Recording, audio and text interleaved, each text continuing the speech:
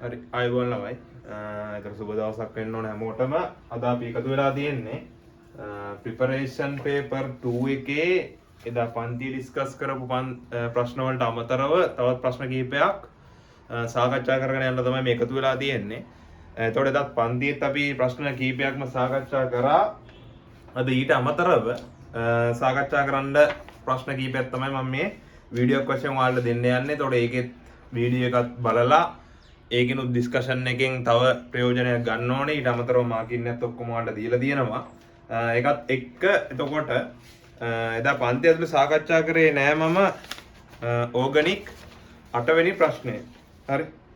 අනේ ඒකේ එතකොට ප්‍රධාන පරිවර්තනය තමයි මම හදන්න ලෑස්තිලා ඉන්නේ.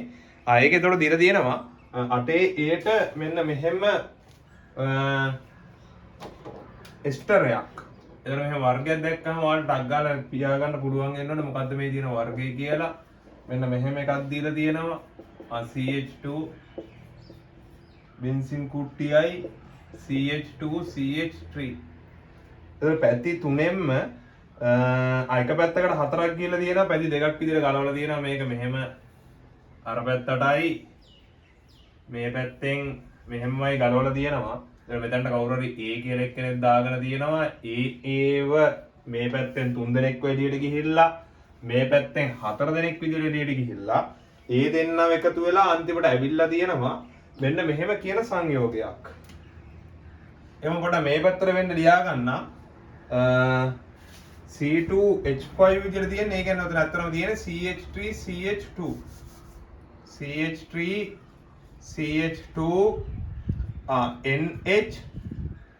NH2 නෙමෙයි NH C double bond O එකයි බෙන්සිනුයි.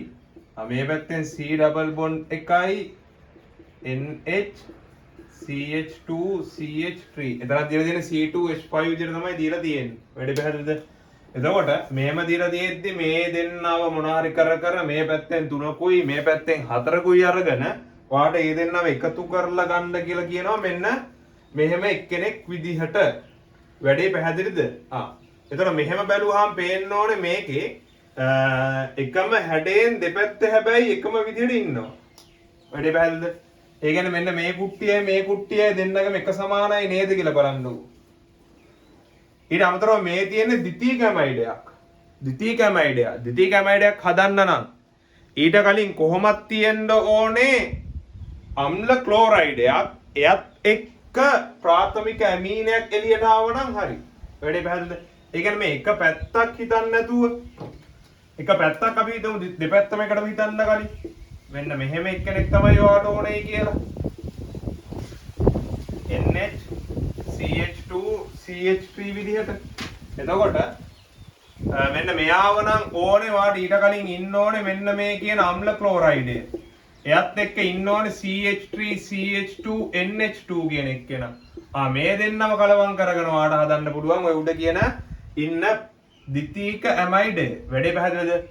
ඒ වගේ අත්‍තරම මේක වෙලා තියෙන්නේ මෙහෙම කුට්ටියෙම මේ අතට දෙපැත්තටම තියෙද්දි මෙන්න මෙහෙමයක් හදාගත්තොත් ඒකට මෙන්න මේ කියන එක්කෙනාව දැම්මොත් එහෙනම් මොකද වෙන්නේ? දෙපැත්තෙන්ම මෙන්න මේ NH CH2 CH3 කියන කුට්ටිය වදිනවා. එතකොට බැලුමට පේන්නේ අන්න ඔය වගේ කතන්දරයක්. ඒක වෙනවද කියලා බලන්න වෙනවානේ. ඊට අමතරව එස්ටරයකට පටන් ගන්නවත් තිබ්බොත් අපිට කරගන්න පුළුවන් ජල විච්ඡේදනය සහ ඔක්සිහරණය ලිතියම් ඇලුමිනියම් හයිඩ්‍රයිඩ් එක්ක H+H2 වගේ දාලා. එහෙම වුණොත් ඔක්සිහරණය වෙලා මධ්‍යසාරම දෙකක් හම්බ වෙනවා කියලා කියනවා. වැඩේ බලන්න. ආයෙන මධ්‍යසාර දෙකක් තියෙනවා. මොකද ලිතියම් ඇලුමිනියම් හයිඩ්‍රයිඩ් මට පේන්න තියෙනවා. ඊට අමතරව හැබැයි අපිට ජල විච්ඡේදනයටත් ගිය හැකි. මොකද NaOH දීලා SCl තේත් එක්කම දීලා තියෙනවා. එහෙනම් එතනින් වඩා ගැළපෙන එකට තමයි යන්න වෙන්නේ. ඒක අපිට හිතන්න වෙන්නේ ස්ටෙප් ගානත් එක්කනේ. එතන මම try එකක් දෙන්නේ මෙන්න මෙහෙම වැඩක් කරන්න. එක පැත්තකින් මෙන්න මෙයාව හදාගන්නයි අනිත් පැත්තෙන් මෙන්න මෙයාව හදාගන්නයි තමයි try එකක් දෙන්නේ. වැඩේ පැහැදිලිද? එහෙමනම් මම එකටම කරන්න ජල විච්ඡේදනය කියන එක. මොකද ජල විච්ඡේදන වල ස්ටෙප් එක අඩු වුණොත් මම නිකම්ම තේරෙනවා ලිතියම් ඇලුමිනියම් හයිඩ්‍රයිඩ් දාලා වැඩේ කරගත්ත හැකි කියලා. එහෙනම් ජල විච්ඡේදනයේට බස්මයත් එක්ක අම්ලය යොදන්නයි කියලා සාමාන්‍යයෙන් අපි කියනවා. වැඩේ පැහැදිලිද? එතකොට එළියට එන්නේ CH3C double bond O. මෙතනින් එළියට එනවා OH කියලා එකක්. මෙන්න මෙතනින් තමයි ඔය කැඩෙන්නේ. කොහොමද කැඩෙන්නේ? OH එකයි H එකයි විදිහට. එහෙම වුණාම මෙන්න මෙතනින් ගැලවිලා මේ පැත්තට OH එක යනවා අනිත් පැත්තට H එක යනවා. එතකොට මේ පැත්තේ එළියට එන එක නා බලන්න. මේ පැත්තෙන් එනවා HOCH2 බෙන්සින් වගේ කුට්ටියයි CH2CH3. වැඩේ පැහැදිලිද? දැන් මම එතකොට කරන්න බැලුවේ මෙයාගෙන් මෙන්න මේ සංයෝගය. මොකද්ද? අර කලින් ලියලා පෙන්නනවා මම ඒක මැකුවානේ.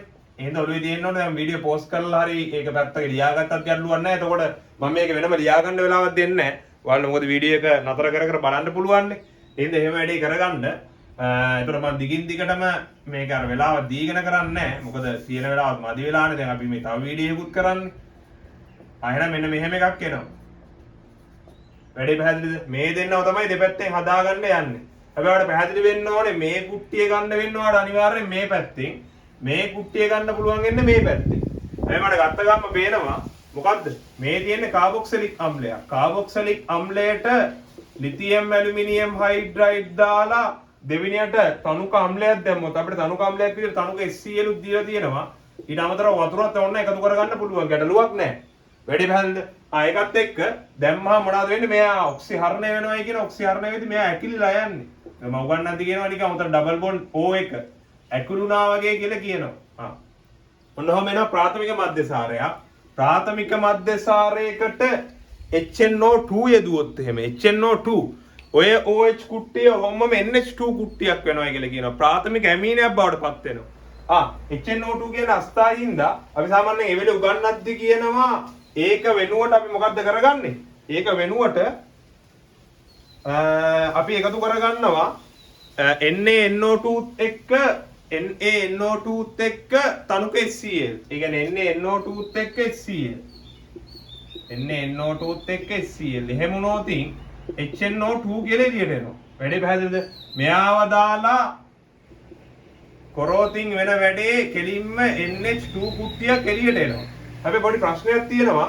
මේ මම දීලා තියෙන එකේ එහෙම NH2 කුට්ටියක් මේ කියන්නේ මෙන්න මේ විදියෙන් ගන්න විදියක් නැහැ නේද? අයියේ HNO2 කියලා කෙලින්ම දීලත් නැහැ. ඊට අමතරව NaNO2 කියන එක්කෙනාව දීලත් නැහැ. අයන අපිට වෙන මොන හරි විදිහකින් තමයි යන්න වෙන්නේ නේ. තව ඉතින් ප්‍රාථමික ඇමීන හදා ගන්න පුළුවන් මෙහෙම. කොහොමද හදා ගන්න පුළුවන් අපිට? ඇල්කිල් හේලයිඩ් එකට සාන්ඩ් ඇමෝනියා වගේ එකතු කරොත් මොකද වෙන්නේ? එතකොටත් ඇල්කිල් හේලයිඩ් අපි තුන් Br තිබ්බයි කියලා. CH3 CH2 මෙතන Br වගේ OH නෙමෙයි Br තිබ්බයි කියලා හිතන්නකෝ. එතකොට මොකද්ද වෙන්නේ? සාන්ඩ් ඇමෝනියා එකතු කරනවා. ඒ Br කුට්ටිය හැමම NH2 කුට්ටියක් බවට පත් වෙනවා. එහෙනම් මට හිතෙනවා මම පියවර 3න් තිබ්බින්ද අර වගේ හිතුවා. හිතුවට පොඩි ප්‍රශ්නයක් ආවා. මොකද අර රසායනික ද්‍රව්‍ය වෙලා ඉස්තුවේ මෙන්න මේ දෙන්නගෙන් කවුරුවක්වත් දීලා නැහැ. ඉතින් අපිට එතකොට මෙතනින් එකපාර වැඩේ කොට දාගන්න බෑ. එහෙනම් මම මොනවා කරනවද? මෙයාගේ ස්ටෙප් එක මගේ හරලා මෙන්න මෙහෙම වැඩක් කරනවා. මේ OH එක මට PBr3 දීලා ඉඳා එතන Br එක බවට පත් කරගෙන ඒක සාන්ඩ් ඇමෝනියා නැත්තම් මේක නිකම්ම ඇමෝනියා විදිහට දීලා තියෙනවා. එයින් දන්න එයා භාවිතා කරමින් එක පැත්තක වැඩේ කොට දා ගන්නවා. වැඩේ පැහැදිලිද? අයන ඇමෝනියා ඔන්න දැම්මා. ඇමෝනියා දැම්මා මොකද්ද වෙන්නේ? CH3 CH2 NH2 කියන කුට්ටිය එළියට එනවා. වැඩේ පැහැදිලිද? එහෙනම් ඔන්න එක පැත්තකින් අපිට ඕන එක්කෙනාව ඇවිල්ලා ඉවරයි.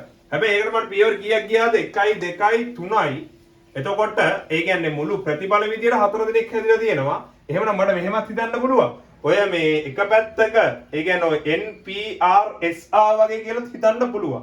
හැබැයි ඊගාවෙත් අනිවාර්යෙන් තෝරගන්න ඕනේ. මොකද මෙතන ස්ටෙප් එක මං කිව්වේ ජල විච්ඡේදනය වෙනකොට මෙතන ඕන අපිට ලිතියම් ඇලුමිනියම් හයිඩ්‍රයිඩ් එළියට දැම්ම හැකි.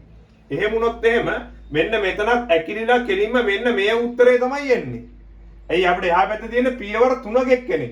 හදිස්සි හිතන්නකො මෙයා පියවර 3ෙන් වැඩේ කරගන්න බැරි වුණා කියලා. අන්න එහෙම වුණොත් එහෙම අපිට මෙතන මෙයා වෙනුවට අනිවාර්යෙන් ලිතියම් ඇලුමිනියම් හයිඩ්‍රයිඩ් දාගෙන තමයි වැඩේ කරන්න වෙන්නේ. එහෙනම් මම මොනා කරනවද? එහා පැත්තත් බලලා ඉවරලා තීරණය කරන්න යන්නේ මොකද්ද වඩාත්ම ගැළපෙන එක කියලා. වැඩේ පැහැදිලිද? දැන් මේකෙන් මම ගන්න try කරන්න ඕනේ කියලා කිව්වේ කවුද? මෙන්න මෙයාව. මෙයාව ගන්න නම් මට මතක් වෙන්න ඕනේ අම්ල ක්ලෝරයිඩ් එකක් හදන්න නම්. ඊට කලින් එතන ඉන්න ඕනේ කාබොක්සිලික් අම්ලයක්. කාබොක්සිලික් අම්ලයට PCl 3 වගේ දාගන්න නැත්නම් PCl 5 වගේ දාගත්ත හැකි PBr 3 දාගත්ත හැකි PBr 5 දාගත්ත හැකි එහෙම වුණොත් එහෙමම OH කුට්ටිය PCl 3 මගින් එතන OH කුට්ටිය Cl වෙනවා. PBr3 PBr5 වගේ දාගත්තොත් එහෙම OH කුට්ටිය එහෙම Br කුට්ටියක් බවට පත් වෙනවා. වැඩි පැහැදිලිද? හරි. එහෙනම් මොකද්ද කරන්න තියෙන්නේ? මෙන්න මෙතන කොහොම හරි හදාගත්තොත් බෙන්සින් කුට්ටිය දෙපැත්තේ එයාගේ බෙන්සෝයික් අම්ලය වෙන පදදී අන්න වැඩේ කොට දාගත්ත හැකි. වැඩේ පැහැදිලිද? ඉතින් මම මොකද්ද කරන්න හදනව? මම මෙන්න මෙහෙම එව්වා ඔක්සිකරණය කරන්න පුළුවන් කියලා කියනවා ආම්ලික මාධ්‍යයේ KMnO4 යෙදුවොත් එහෙම. ඉතින් මම ලස්සන KMnO4 දීලා තියෙනවා ඔයාලට. ඊට අමතරව අම්ලයක් විදිහට තනුකේ සීලුත් දීලා තියෙනවා. එයත් ඕන යොදන්න වඩාත්ම හොඳයි. එතකොට වෙන්නේ මොකද්ද? දෙපැත්තෙන් තියෙන මේ වගේ වුන් බෙන්සෝයික් අම්ලේ බවට ඔක්සිකරණය වෙනවා. වැඩේ පැහැදිලිද? එහෙනම් ඔන්න ඔයගේ උත්තරයක් එනවා. ඕකට මම මොනා කරගන්නවද? PBr3 වගේ දා ගන්නවා. එහෙම වුණාම අන්න අම්ල බ්‍රෝමයිඩයක් එළියට පයින්නවා. Br. එහෙනම් ඔන්න. එහෙනම් මම මේ ගියපු අත දෙපැත්තට මාරුලා තියෙන්නේ මොකද මට ඕන උන් දෙන්න. ඒ කියන්නේ දෙපැත්තට ඕන උන් දෙන්න ලස්සන්ට 4ක් විදියට සහ 3ක් විදියට එළියට පැනලා තියෙනවා. පොඩ්ඩක් වෙලා තියෙන්නේ මම ලියාගත්ත එක පැත්ත මාරුලා තියෙන්නේ. ඒතර ඔයාලා ගත්ත ගම මේක කරන්නේ නැහැ නේ. මොනාර කටු වැඩක් කොලේක වඩාත්ම කරනවා නම් හොඳයි. මොකද කුරුටු ගාන්න අරව මේවා කරන්න යන්න එපා. පේපරේ ලියන කොලේ එහෙනම් වැඩේ පිළිවෙලට කරන්න වෙන තැනක් කරලා ටග් දාලා ඒක දිහා බලාගෙන ලස්සනට ගන්න. ඒතකොට එතන හරියට කරලා ආයේ පේපරේ උත්තරේ ලියද්දි වැරදියට ගන්න එපා. එහෙමනම් මෙන්න මෙයාව M විදියට හැසිරෙනවා. එතන මෙයාගෙන් ඇවිල්ලා තියෙන O කියන එක්කෙනා. ඊට පස්සේ මෙයාව Q වෙලා තියෙනවා. මේ පැත්තට යද්දි මෙයාව N වගේ වෙලා තියෙනවා. ඊට පස්සේ මෙයා P වගේ හැසිරලා තියෙනවා. මෙයා R වගේ හැසිරලා තියෙද්දි මෙයා හැසිරලා තියෙනවා S වගේ. ඊට පස්සේ මොකද්ද මේකේ කරලා තිබ්බයි කියලා කිව්වේ? මේ දෙන්නව එකතු කරලා මෙන්න මෙයාව එළියට අරගෙන තියෙනවා. වැඩි පැහැදිලිද? ඊට පස්සේ දා බඩු ලිස්ට් එකක් ඉල්ලනවනේ අපි B. එතකොට A විදිහට ඉන්නේ මෙන්න මෙයා. ඊට පස්සේ මේ පැත්ත කියන්නේ අපිට මේ පැත්ත නුනේ B. ඊට පස්සේ මේ යට ඉන්නේ C. ඊට පස්සේ මේ පැත්තේ ඉන්නවා D. ඊට පස්සේ මේ ඉන්නේ E. මේ ඉන්නවා F වෙනවා. වැඩි පැහැදිලිද? එතන ඔයාලට මේක මෙහෙම්ම ලියන්නත් පුළුවන්. හැබැයි අපේ මාකින් අරන් බැලුවොත් එහෙම 2020 මේ පැත්තේ 19 නිකම් එකක් දුන්නේ. ඒ කියන්නේ පියවර 7 ගන්න වැඩි කියලා කවුරු හරි එක්කෙනෙක් ඔයාලට ඕන විදිහට පාවිච්චි කරලා ගන්න පුළුවන්. හැබැයි 2020 ඉඳන් මේ වගේ ලස්සන කොටු ගහලා දීලා බඩු ලිස්ට් එකක් ඔයාලට දෙනවා. ඒකෙන් තෝරගෙන හරියට තියෙන ඒ කියන්නේ ඔයා ඒ කියන්නේ Aට කියන්නේ මෙයාව, N කියන්නේ මෙයාව. එහෙම ලිව්වනම් ගැටලුවක් නැහැ. මාකින් එකේ දාලා තියෙන්නෙත් එහෙමයි. ඔයා නැත්තම් මේ පරිවර්තන එහෙමම කොපි කරගෙන ලිව්වත් කිසි ගැටලුවක් වෙන්නේ නැහැ. වැඩි පැහැදිලිද? ඒ අවස්ථාව දෙකටම ලකුණු ලස්සනට හම්බ වෙනවා. හැබැයි පිළිවෙලට වැඩේ කරන්න ඒ වගේම රසායනික ලැයිස්තුවේ දීලා තියෙන එව්වම භාවිතා කරන්න. ඒ කියන්නේ උදාහරණයකට මෙන්න මෙතන ඔයා PCl3 දාගත්තොත් මෙතන Br කුට්ටි දෙක වෙනකොට ක්ලෝරින් වදින්නේ. හැබැයි PCl3 නැත්තම් PCl5 කියලා එක්කනේ මම දීලා නැහැනේ. ඒතර ඔයාලා ලකුණු හම්බෙන්නේ නැහැ. මොකද දීලා තියෙන බඩු ලිස්ට් එකේ තියෙන PBr3 කියලා. එහෙනම් යාව තමයි ඔයා පාවිච්චි කරන්න ඕනේ. වැඩි පැහැදිලිද? ආයෙත් ඔන්න ලස්සනට උත්තරය අරගෙන පෙන්නුවා. වැඩි පැහැදිලි. හරි. එහෙනම් ඔන්න අතේ A කියන කොටසත් ඒ විදිහට වැඩේ කොට දාලා දුන්නා. වැඩි පැහැදිලිද? හරිද? එහෙනම් එතකොට වීඩියෝ පෝස්ට් කරලා දාගන්න. මොකද මම ඊගාව කැලලට යනවා. එතකොට මම කල ඊගාව ටික ගන්නයි යන්නේ. වැඩි පැහැදිලිනේ? හරි. හරි. එහෙනම් මේ ප්‍රශ්නේ පැහැදිලි කියලා හිතනවා. අටේ ඒ කැලල තමයි ඒතර කතා කරේ. ඒකේ B ටයි C ටයි අදාළ උත්තර ටික මම මාගින් එකේ දාලා තියෙනවා. මේක වැඩි කරගන්න. මොකද ඒක ලේසි ප්‍රශ්න දෙකක් තියෙන්නේ. ඒක සාකච්ඡා කරන්න යන්නේ නැත්තේ. ආයෙ මම සාකච්ඡා කරේ නෑ ඕගනික් වල 4. ඒ කියන්නේ මේ ප්‍රශ්න පත්‍රය preparation paper 1 ඉඳන් 6ක් මම සාකච්ඡා කරන්න ඉන්නවා. ඒ 6 පළවෙනි paper 4. ඒ කියන්නේ preparation paper 4 වෙනකම් ප්‍රශ්න දාලා තියෙන රසායනික සමතුලිතතාවය.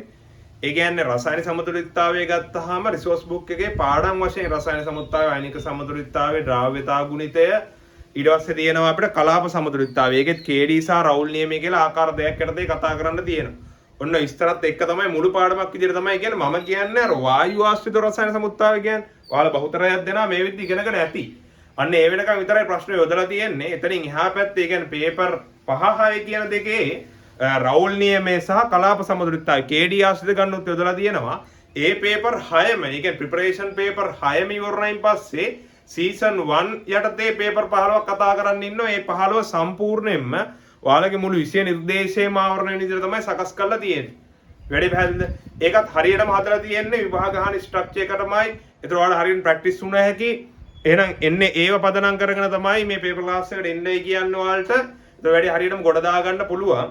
ඒ හින්දා වැඩේට සෙට් වෙනවා නම් එතකොට ඕන්ලයින්ට සම්බන්ධ වෙන්න පුළුවන්. සිකුරාත් තමයි පන්තිය පවත්වන්නේ.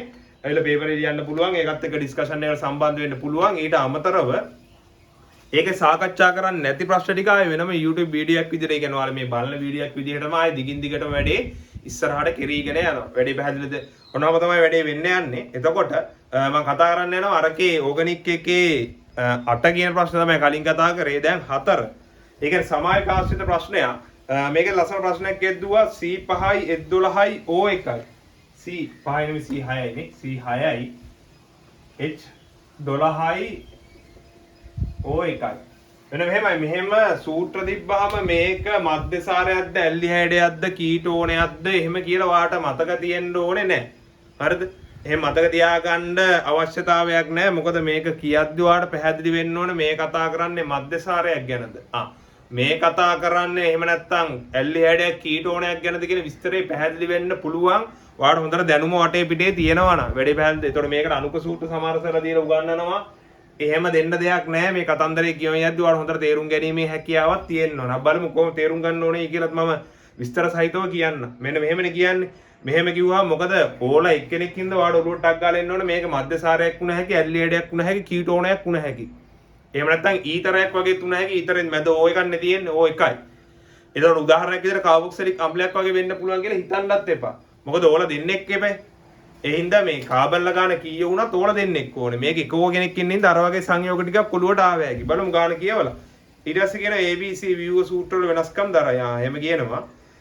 ඊට පස්සේ කියනවා A හා B ප්‍රධාන කාබන් දාමේ සමාන වන අතර අසමමිතික කාබන් පරමාණුවක් දරන සංයෝග වේ. A හා B ගේ වැඩි පැහැදිලිනේ. ඊට පස්සේ A කියන්නේ ප්‍රකාශ සක්‍රීය කාබන් පරමාණුවක් ඕක වටේ ඉන්නවා. වැඩි පැහැදිලිද? Aටයි Bටයි. C කාබන් පරමාණුව C කාබන් දාමේ A හා B දාමයට වඩා කෙටි. දැන් ඒ කියන්නේ ඕකේ කාබන්ලා 6 දෙනාම ඕන එක දිගට හිටිය හැකිනේ.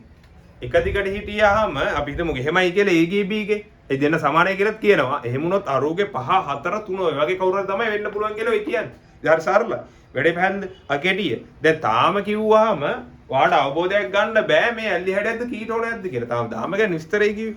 දැන් බලන්නකො මෙහෙම මෙම සංයෝග තුනම ආම්ලික KMnO4 සමග ප්‍රතික්‍රියාවෙන් ලබා දෙන ඵල සියල්ලම සෝඩියම් කාබනේට් සමග CO2 පිට කරයි. KMnO4 දාද්දී එයා ඔක්සිහරණයක්.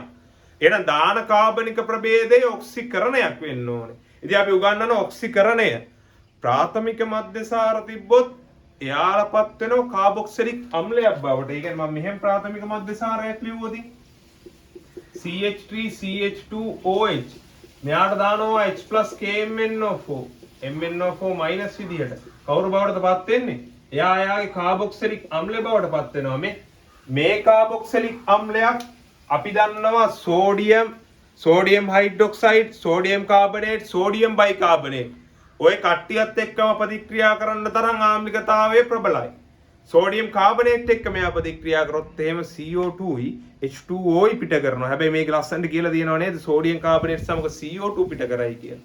වැඩේ පැහැදිලිද? එහෙනම් ඔය තුන් දෙනා ඇත්තටම ප්‍රාථමික මධ්‍යසාර තුනකුත් තුන හැකි. මොකද අපි අර අණුක සූත්‍රයේ අණුක හරියටම අර CN 2n මේ වගේ දෙන්නේ.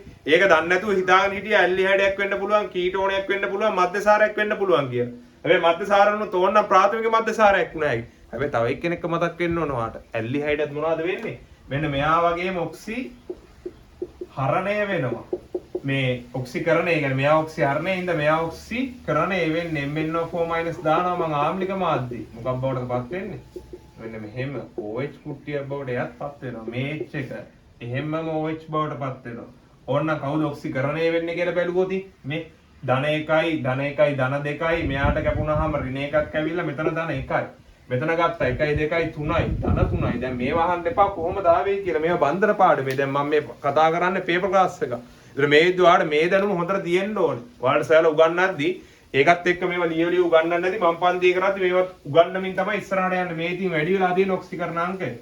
ඒ හින්දා අනිවාර්යයෙන් මොකද්ද වෙන්නේ? මේ ඔක්සිකරණයක් තමයි වෙන්නේ. වැඩේ පැහැදිලිද? හරි. එහෙනම් ඇත්තටම තේරෙන්න ඕන ඔයාලට ඇල්ඩිහයිඩයකුත් ඕනනම් උන හැකිනේ. මේ ඇල්ඩිහයිඩයකුත් ඕනනම් උන හැකි. මොකද කාබොක්සිලික් අම්ලයක් නම් එයා මොකද්ද සෝඩියම් කාබනේට් දැම්මම CO2 පිට කරනවා කියලා කිව්වා. වැඩි පැහැදිලිද? ඊට පස්සේ කීටෝනෙකුත් තිබ්බන කලින්. හැබැයි අපි ඒක දුවන්නනවා කීටෝන කියන එක්කෙනා ඔක්සිකරණය කරන්න බෑ කියන කතන්දරේ. වැඩි පැහැදිලිද? එහෙනම් කීටෝන අයින් වුණා. ඇත්තටම එහෙනම් තියෙන්න පුළුවන් මධ්‍යසාරයක් හරි ඇල්ඩිහයිඩයක් හරි වෙනවා. මේ විදිහේ කතන්දර තමයි තියන් ඉන්නේ. හැබැයි බලන්න ABC ලිතියම් ඇලුමිනියම් හයිඩ්‍රේට් සමග ජල විච්ඡේදනයෙන් ලැබෙන සංයෝග DEFA. ඉතින් හම්බෙන ප්‍රතිඵලය මධ්‍යසාරයක් හරි ඇල්ඩිහයිඩයක් හරි වුණා කියලා කිව්වනේ. එයාලා ජල විච්ඡේදනය ගැන කතා කරන්නේ නැත්නම් ඇල්ඩිහයිඩ් ගැන විතරයි. මධ්‍යසාර ජල විච්ඡේදනය කියලා කතන්දරයක් කරන්නේ නැහැ. මෙයා ජල විච්ඡේදනය කරොත් ඇල්ඩිහයිඩයක් ලිතියම් ඇලුමිනියම් හයිඩ්‍රයිඩ් දැම්මොත් එහෙනම් මොකද්ද වෙන්න ඕන? වෙන්න මේ අතර මම ලියන්න. ලිතියම් ඇලුමිනියම් හයිඩ්‍රයිඩ් H+H2O මොකක් බවටද පත් වෙන්නේ? CH3COH දැන් එළියට පයින්නවා මොකද්ද? මධ්‍යසාරයක් එළියට පයින්නවා. දැන් එළියට පයින්නවා. ඒ කියන්නේ මෙයාව ජල විච්ඡේදනය කරාම ඒකට දාලා තියෙනවා කියලා කියනවා සාන්ඩ් H2SO4. ඉතින් අපි දන්නවනේ OH කුට්ටිය අයින් වෙන්න පුළුවන් යාබද කාබන් පරමාණුක හයිඩ්‍රජන් එක්ක. ඉතින් වැඩි තර්ක පැහැදිලි. එහෙනම් මේ කතන්දරේ සම්පූර්ණ ගොතලා තියෙන්නේ ඇල්ඩිහයිඩයක් වටා වෙනවා. කතන්දරේ පැහැදිලි වෙනවද? එහෙනම් ඔන්න ඇල්ඩිහයිඩයක් වටා තමයි මේ කතාව ගොඩනගලා තියෙන්නේ. ඒ කියන්නේ අපි තේරුම් ගන්න ඕනේ ABC කියන්නේ ඇල්ඩිහයිඩයක් වෙනවයි කියලා. වැඩේ පැහැදිලිද? හරි. ඉතින් ඔන්න ඔය තර්ක තමයි තියන්නේ. එතනින් පස්සේ කියලා තියෙන කතාව පොඩ්ඩක් බලමුකෝ. එතකොට ඒකෙන් හැදෙනවයි කියලා කියනවා ABC. ABC එතකොට නෑ මේ ABC ට දැම්මම DEF හැදෙනවා. F පමණක් සාන්ඩ් H2SO4 සමග ප්‍රතික්‍රියා නොකරයි. ඒ කියන්නේ දැන් මම අපි කතා වුණානේ මේකෙන් එළියට එන්නේ මධ්‍යසාරයක් කියලා. හැබැයි මධ්‍යසාරයේ OH එක තියෙනවා. සාන්ඩ් H2SO4 දැම්මම මොකද්ද වෙනවයි කියලා මම කලිනුත් පැහැදිලි කරා. OH එක යාබද කාබන් පරමාණුක හයිඩ්‍රජන් එක අයින් වෙනවා. හැබැයි එහෙම ප්‍රතික්‍රියා නොකරනවයි කියන කතන්දරේ තේරුම එයාට යාබද කාබන් පරමාණුවේ හයිඩ්‍රජන් පරමාණුවක් ඉඳලා නැහැ කියන කතන්දරේ නේද? මෙන්න මේව හොඳට තේරුම් ගන්න පුළුවන් වෙන්න ඕනේ. වැඩේ පැහැදිලිද? අන්න එහෙම වුණාම අපි තේරුම් ගන්න ඕනේ ඔය F කියන එක්කෙනාට අන්න එහෙම සිද්ධියක් වෙන පරිදි තමයි ඇවිල්ලා තියෙන්නේ. ඊට පස්සේ කියලා තියෙනවා DE සාන්ඩ් H2SO4 සමග ප්‍රතික්‍රියා කර DE. ඒ කියන්නේ අර හැදුණු එක්කෙනා නේද? අපි ලස්සන chart එක පොඩ්ඩක් දාගමු. A B C ඒකට මොකක්ද උනා කියලා කිව්වේ ලිතියම් ඇලුමිනියම් හයිඩ්‍රයිඩ් දැම්මහම මම කියනවා මම උගන්වද්දි මෙන්න මේ වගේ chart එකක් දාගන්න. මොකද ඔය කතන්දරේ මතක නැහැනේ ඔයාලට ඉස්සරහට යද්දි. හරි. ටිකක් අමාරුයි. මොකද එක එක සිද්ධි කියනවා. DEF ට මොකක් වෙනවයි කියලා කියනවා. DEF ට ආය දානවයි කියලා කියනවා සාන්ඩ් H2SO4. මෙයාට සාන්ඩ් H2SO4 දානවයි කියලා කියනවා. F මගින් තමයි මුකුත් දෙන්නේ නැහැ කියලා කියන්නේ. වැඩේ පැහැදිලිද? එතකොට එහෙම දැම්මහම එළියට එන කට්ටිය මෙයාගෙන් G මෙයාගෙන් H කියලා කියනවා. G ට Br2 දැම්මහම I කියලා හම්බෙලා තියෙනවා කියලා කියනවා. Br2 දැම්මහම I ලු I ට ආය මොනා කරලාද? ප්‍රබල භස්මයක් සමග. දැන් ඔයාලට තේරෙන්න ඕනේ මෙතන OH කුට්ටියන්නේ තියෙන්නේ. සාන්ඩ් H2SO4 දැම්මහම ඩබල් බොන්ඩ් එකක් තමයි එළියට එන්නේ. එයාට Br2 දැම්මහම A ඩබල් බොන්ඩ් එක වටේ Br ලා දෙන්නෙක් එළියේ ඉන්නවා. එයාට ආයේ KOH ප්‍රබල KOH ඒ කියන්නේ ප්‍රබල භස්මයක් මධ්‍යසාරී KOH වගේ දැම්මොත් එහෙම මොනවා වෙනවයි කියලා කියනවද? ඒ කෙලවරේ ට්‍රිපල් බොන්ඩ් එකක් හැදෙනවා. ඒ කියන්නේ ඒ ඩබල් බොන්ඩ් එක තිබ්බ තැන Br2 Br ලා දෙන්නෙක් වැදුනා. ආයේ ඒකට මධ්‍යසාරී KOH දැම්මොත් එහෙම එතනම ට්‍රිපල් බොන්ඩ් එකක් හැදෙනවා. ඒ ට්‍රිපල් බොන්ඩ් එකක් හැදිලා එයාට සෝඩියම් දැම්මොත් එහෙම H2 අන්න ආම්ලික ඇල්කයිනයක් කියලා තමයි කියලා තියෙන්නේ එහෙනම්. එහෙනම් අපි තේරුම් ගන්න ඕනේ මෙයාගෙන් එළියට එනවා මධ්‍යසාරීය KOH දැම්මහම කවුරු හරි. හැබැයි යා එන්නේ ආම්ලික ඇල්කයිනයක් වෙන පරිදි. වැඩේ පැහැදිලිද? එහෙනම් ඔන්න ඔය කතන්දර ටික තියෙනවා. හරි නේද කතාව? හරි. එහෙනම් ඔන්න ඕකත් එක්ක තමයි මම දැන් ලියන්න යන්නේ. ඊට අමතරව අපිට තත්ත්ව ටිකක් දීලා තිබ්බ ABC කියන්නේ ප්‍රකාශ සක්‍රිය නෑ AB නේ. ප්‍රකාශ සක්‍රියයි. මෙයාගේකට වඩා මුගේක කොටයි කියලා තිබ්බ විස්තරේ. ඕකත් එක්ක ඉතින් අපි අතර දාමු. ප්‍රකාශ සක්‍රිය වෙන්නත් ඕනේ. ඊට අමතරව මෙන්න මේ I කියන කතන්දරෙනුත් තව වැදගත් දෙයක් ඔළුවට එන්න ඕන ටක් ගාලා. තව වැදගත් දෙයක් I. I ගෙන් කොහොමද ඒක එළියට ගන්නෙ? ඒ කියන්නේ ඕකෙන් එළියට එන්නේ මේ ඇල්ඩිහයිඩයක් නේ ඉන්න ඕනේ කියලා කිව්වා. ඇල්ඩිහයිඩේ ලිතියම් ඇමල කොහොමත් ප්‍රාථමික මධ්‍යසාරයක් එළියට එන්නේ. ඩබල් බොන්ඩ් එකක් හැදෙන්න ඕනේ Br2 හැදෙන්න ඕනේ ඔන්න ඔහොම කතන්දර ටිකක් කිව්වා. ඒකට අනිවාර්යෙන් තේරෙන්න ඕනේ මෙන්න මෙහෙම ඇල්ඩිහයිඩයක් එන්න ඕනේ. වැඩි පැහැදිලිද? ඊට පස්සේ ප්‍රකාශ සක්‍රිය වෙන්නත් ඕනේ කියලා කිව්වනේ. දැන් කාබන්ලගෙන් මට පුළුවන් නේද ඔන්න මෙන්න මේ වගේ එකක් හදාගමු පුළුවන් විදිහට. 1 2 3යි දැන්ටම 3ක් ගිහිල්ලා ඉවරයි. CH2 1 2 3 4 5 මෙයයි 6යි කාබන්ල ගාන බලන්න මේ හයිඩ්‍රජන්ල ගාන 4යි 5යි 7යි 9යි 12යි ඕලා එක්කෙනා වැඩි පැහැදිලිද ප්‍රකාශ සක්‍රිය එක්කෙනෙක් තව කොහොමද ප්‍රකාශ සක්‍රිය ගන්න පුළුවන් කොහොමද ඇල්ඩිහයිඩ් කුට්ටිය එහෙම මින්න එපේ මම මෙහෙම මාරු කරොත් මොකද කියන්නේ මෙන්න මෙයාට CH3 අන්නවම තුන හැකි නේද හරි මෙන්න මෙයා වටේ මේක මෙන්න මෙයා වටේ හරිද දැන් ඒක හරි දැන් ඔයාලට ප්‍රශ්නයක් මෙන්න මෙහෙම එන්න පුළුවන් මේක තව මෙහාට පැන්නුවොත් එහෙම හැබැයි ඒතකොට ඒක හරියන්නේ නැහැ ඒ මෙතන CH3 આવොත් එහෙම කේස් නේ ඒ කියන්නේ ඊගා එකක් අඳින්න පුළුවන් ඔයාලට ඕන නම් මෙන්න මෙහෙම ඒක ප්‍රකාශ සක්‍රිය වෙන්නේ නැහැ වැඩේ පැහැදිලිද හරි ඉතින් ඒතකොට ඇත්තටම ඔන්න ඔය වගේ දෙන්නෙක් ඉතුරු වෙනවා ඔය දෙන්නගෙන් අපිට බේර ගන්න පුළුවන් අර කෙලවරේම ආම්ලික ඇල්කයිනයක් හැදෙන විදියට ආවනම් හරි දැන් කොහොමද දෙන්නටම ලිතියම් ඇලුමිනියම් හයිඩ්‍රයිඩ් නේ දාන්න තියෙන්නේ. ඒතර මම ඒක ලියන්න යන්නේ නැහැ. එන ප්‍රතිඵල එකපාර ලියන්නයි යන්නේ. CH2 CH2 CH CH3. මෙතන ඇකිලිලා CH2 OH තමයි එළියට එන්නේ. මෙයාගෙත් එතකොට ලිව්වොත් එහෙම මේකම මෙයාගේ එන්න ඕනේ CH3 CH2 CH CH3. මෙතන CH2 මෙතන CH2OH වෙනවා. වැඩේ පැහැදිලි ආයෙ ඊට මොකද්ද කරා කියලා කිව්වේ සාන්ඩ් H2SO4 දාලා තියෙනවා දෙන්නටම සාන්ඩ් H2SO4 දැම්මහම ඔය OH කියන බන්ධනය ගැලවිලා යනවා එහෙනම් දාලා බලමු CH3 CH2 CH2 CH CH3 ජාබද කාබන් පරමාණුවේ හයිඩ්‍රජන් එක එහෙනම් මෙන්න මේ හයිඩ්‍රජන් තමයි ඒතකොට අයින් වෙන්නේ මෙතන ඉතුරු වෙනවා මෙන්න මෙහෙම එක හරිද වැඩි මෙන්න මෙතනට එනවා ඊට පස්සේ මෙයාගේ CH3 CH2 CH CH3 යාබද carbon පරමාණු එකයි යාගේ හයිඩ්‍රජන් එක අයින් වුණාම මෙන්න මෙයා CH2 වෙනවා ඊගායක කරලා තියෙන්නේ Br2 දාලා තියෙනවලු Br2 දැම්මහම මොකක්ද වෙලා තියෙන්නේ මධ්‍යසාරී කියොත් දැම්මහම ආම්ලික ඇල්කයිනයක් දාලා තියෙනවා අපි බලමු Br2 දා Br2 උඩ අතට දානවා මම එතකොට එන්නේ මෙන්න මේ වගේ කෙනෙක් දෙපැත්තටම BR ල වදිනවා මෙයාට BR2 දාගමු CH3 CH2 CH CH3 CH BR CH2 BR ආයෙ මධ්‍යසාරී කියොත් දැම්මම වෙන වැඩේ මොකද්ද? එයාගේ BR ලා අයින් වෙලා යන්න ඕනේ. වැඩේ පැහැදිලිද? එහෙම අයින් වෙද්දී මෙයා අයින් වෙනවයි කියනවා මෙයාගේ ආබද කාබන් පරමාණුවක හයිඩ්‍රජන් එක්ක. මෙයාට හරි හැබැයි පොඩි අවුලක් තියෙනවා මෙයාට අයින් කරගන්න ආබද කාබන් පරමාණුවක හයිඩ්‍රජන් කෙනෙක් නැහැ. වැඩි පැහැදිලිද? හැබැයි මේ පැත්තට එන්නකො. මෙයා ලස්සන්ට මෙයාගේ H එකක් එක්ක අයින් වෙනවා. මෙයා ලස්සන්ට මෙයාගේ H එකත් එක්ක අයින් වෙනවා. එහෙනම් මෙයාට හදාගන්න පුළුවන් නේද මෙන්න මෙහෙම කියන ඇල්කයිනය. අන්න බලන්න මෙතන මේ H එක අයින් වෙලා තියෙන්නේ මෙයාගේ එක H එකක් අයින් වෙලා තියෙන්නේ. ඒතර මෙතන ඉතුරු වෙන්නේ H එකයිනේ. ඒතර ලස්සනට මෙතන ට්‍රිපල් බොන්ඩ් එක එනවා නේද? ඊට අමතරව මේ ආපු මොකද්ද ට්‍රිපල් බොන්ඩ් එක? ආම්ලික ඇල්කයිනයක් වෙන පරිදි තමයි අපිට ඇවිල්ලා තියෙන්නේ. එහෙනම් ඇත්තටම මෙහෙම උත්තරයක් එන්න එපයි අපිට. ඒ කියන්නේ මෙන්න මෙයා තමයි I කියන්නේ.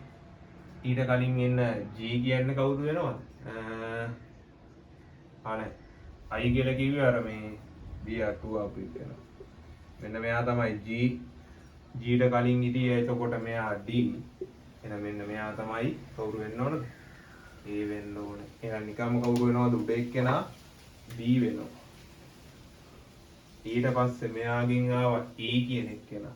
E ගෙන් ආවා අපිට H මෙන්න මෙයා විදිහට එනවා. වැඩේ පැහැදිලිද? ඉතින් පට්ට සරලයි. හොඳට දැනුම තමයි තියෙන්න ඕනේ. ඊට අමතරව මේ හොඳට මතක තියෙන්න ඕනේ ප්‍රතික්‍රියා පුළුවන් වුණා කියලා ඕගනික් වල ඔයාලට පරිවර්තන කරන්නත් බෑ, සමායක ප්‍රශ්න කරන්නත් බෑ. ඒකට වෙනම පුරුදු වෙන්නම ඕනේ. වැඩේ පැහැදිලිද? ඉතින් පන්ති ඇතුළේ සෑහෙන පරිවර්තන ප්‍රමාණයක් සහ මේ සමායක ප්‍රශ්න මගේ පන්තියෙන් ළමයි දන්නවා. වෙනම ටියුට්ම ගහලා ඒ කියන්නේ පන්ති ඇතුළේම සාකච්ඡා කරනවා. මොකද බහුතරයක් ළමයි දෙනාට මේ සමායක ප්‍රශ්න දැන් අමාරු තත්යකට පත් වෙලා තියෙනවා වැඩ කරන්නේ නැති හින්දා. ඉතින් බලෙන් හරි වැඩ කරවලා මේ වැඩේ ගොඩ දාන්න තමයි උත්සාහ කරන්නේ මම. ඒක පන්ති ඇතුළේ සෑහෙන වැඩ ප්‍රමාණයක් කරනවා සමාජික ප්‍රශ්න වලටත් අදාළව. වැඩේ පැහැදිලිද? එහෙනම් ඔන්න AB ගේ කතන්දර ටික නම් හරි. ඊට C වත් දෙපැයි C හොයාගන්න හොඳ පොයින්ට් එකක් තියෙනවා මෙන්න මෙතන.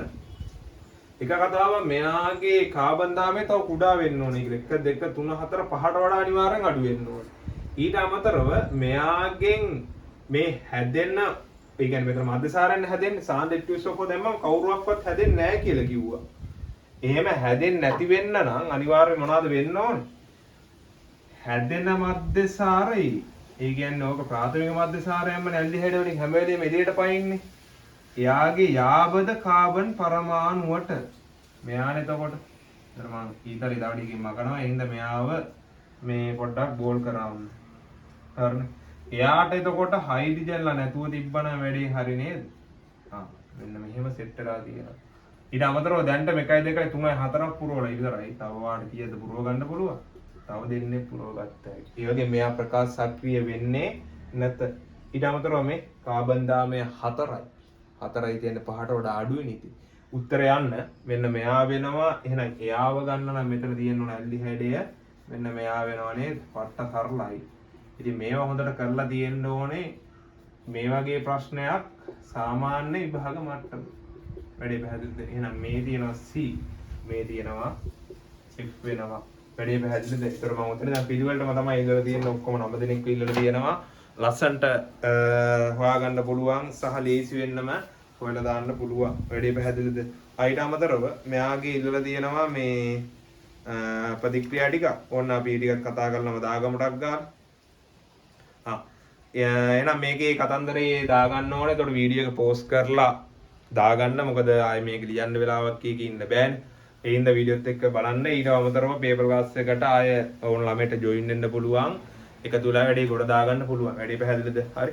එහෙනම් මේක දාගන්න මම ඊගා ප්‍රශ්න කතා කරන්නයි යන්නේ. හරි. එහෙනම් මම මේකේ ලියාගත්තා අපිට දීලා තියෙන පෙළවල් මේ පියවරවල් ටික.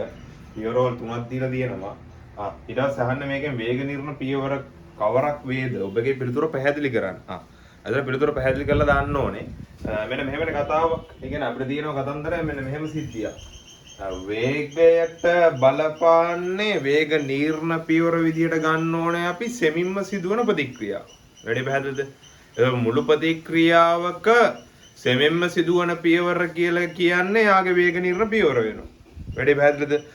ඒක එතකොට හැමම දියෙද්දි අපිට වේග ප්‍රකාශනයට බලපානවයි කියලා කියන්නේ වේග ප්‍රකාශනයට බලපානවයි කියලා කියනවා වේග නිර්ණ පියවර සහ ඊට ඉහළ ප්‍රතික්‍රියා ටික. එහෙනම් ඊට ඉහළ ප්‍රතික්‍රියා ටිකෙන් හම්බෙන එකතුව තියෙනවානේ. ඒ එකතුව විදියට හම්බෙන ප්‍රතික්‍රියාවල ස්ටොයිකියෝමිතික සංගුණකය එයාගේ පෙළ වෙනවා කියන විස්තරය අපි උගන්වනවා චාලක රසායනයේ කතා කරද්දී. වැඩේ පැහැදිලිද? එහෙනම් අන්න ඒ කතන්දරේ එහෙමම තියෙනවා. එතකොට අපි බලන්න ඕනේ එහෙනම් අපි වේග නිර්ණ පියවර මෙයා විදියට නම් ගන්නෙ ඒකෙන් ඉහළ ඔක්කොම ටික එකතු වුණයින් පස්සේ එන පෙළ එන ස්ටොයිකියෝමිතිය මෙයාගේ P ගේ ස්ටොයිකියෝමිතිය එකට වෙලා Q ගේ ස්ටොයිකියෝමිතිය දෙකට වෙලා ආවනම් වැඩේ පැහැදිලි. ඒක තමයි හරි උත්තරය කියලා වැඩේ පැහැදිලි වෙන්න ඕනේ. එහෙනම් මම නිකමට හිතුවොත් එහෙම මම හිතනවා මේ යටම ප්‍රතික්‍රියාව තමයි මේකේ පෙළ කියලා. එහෙම වුණොත් එහෙනම් මොකද්ද වෙන කතන්දරේ? මේක ආය එකතු වෙලා ඇත්තටම උඩ එක නේද? එතකොට එන්නේ නිකම්ම. අවස්ථා විපර්යාස නැතුව මම ලියන්නම් PQ3 බවට පත් වෙනවා. වැඩේ පැහැදිලිද? එතකොට හැබැයි P ගේ ඉස්සරහා නම් එක තියෙනවා. හැබැයි Q ගේ ඉස්සරහා දෙක නෙමෙයි තියෙන්නේ.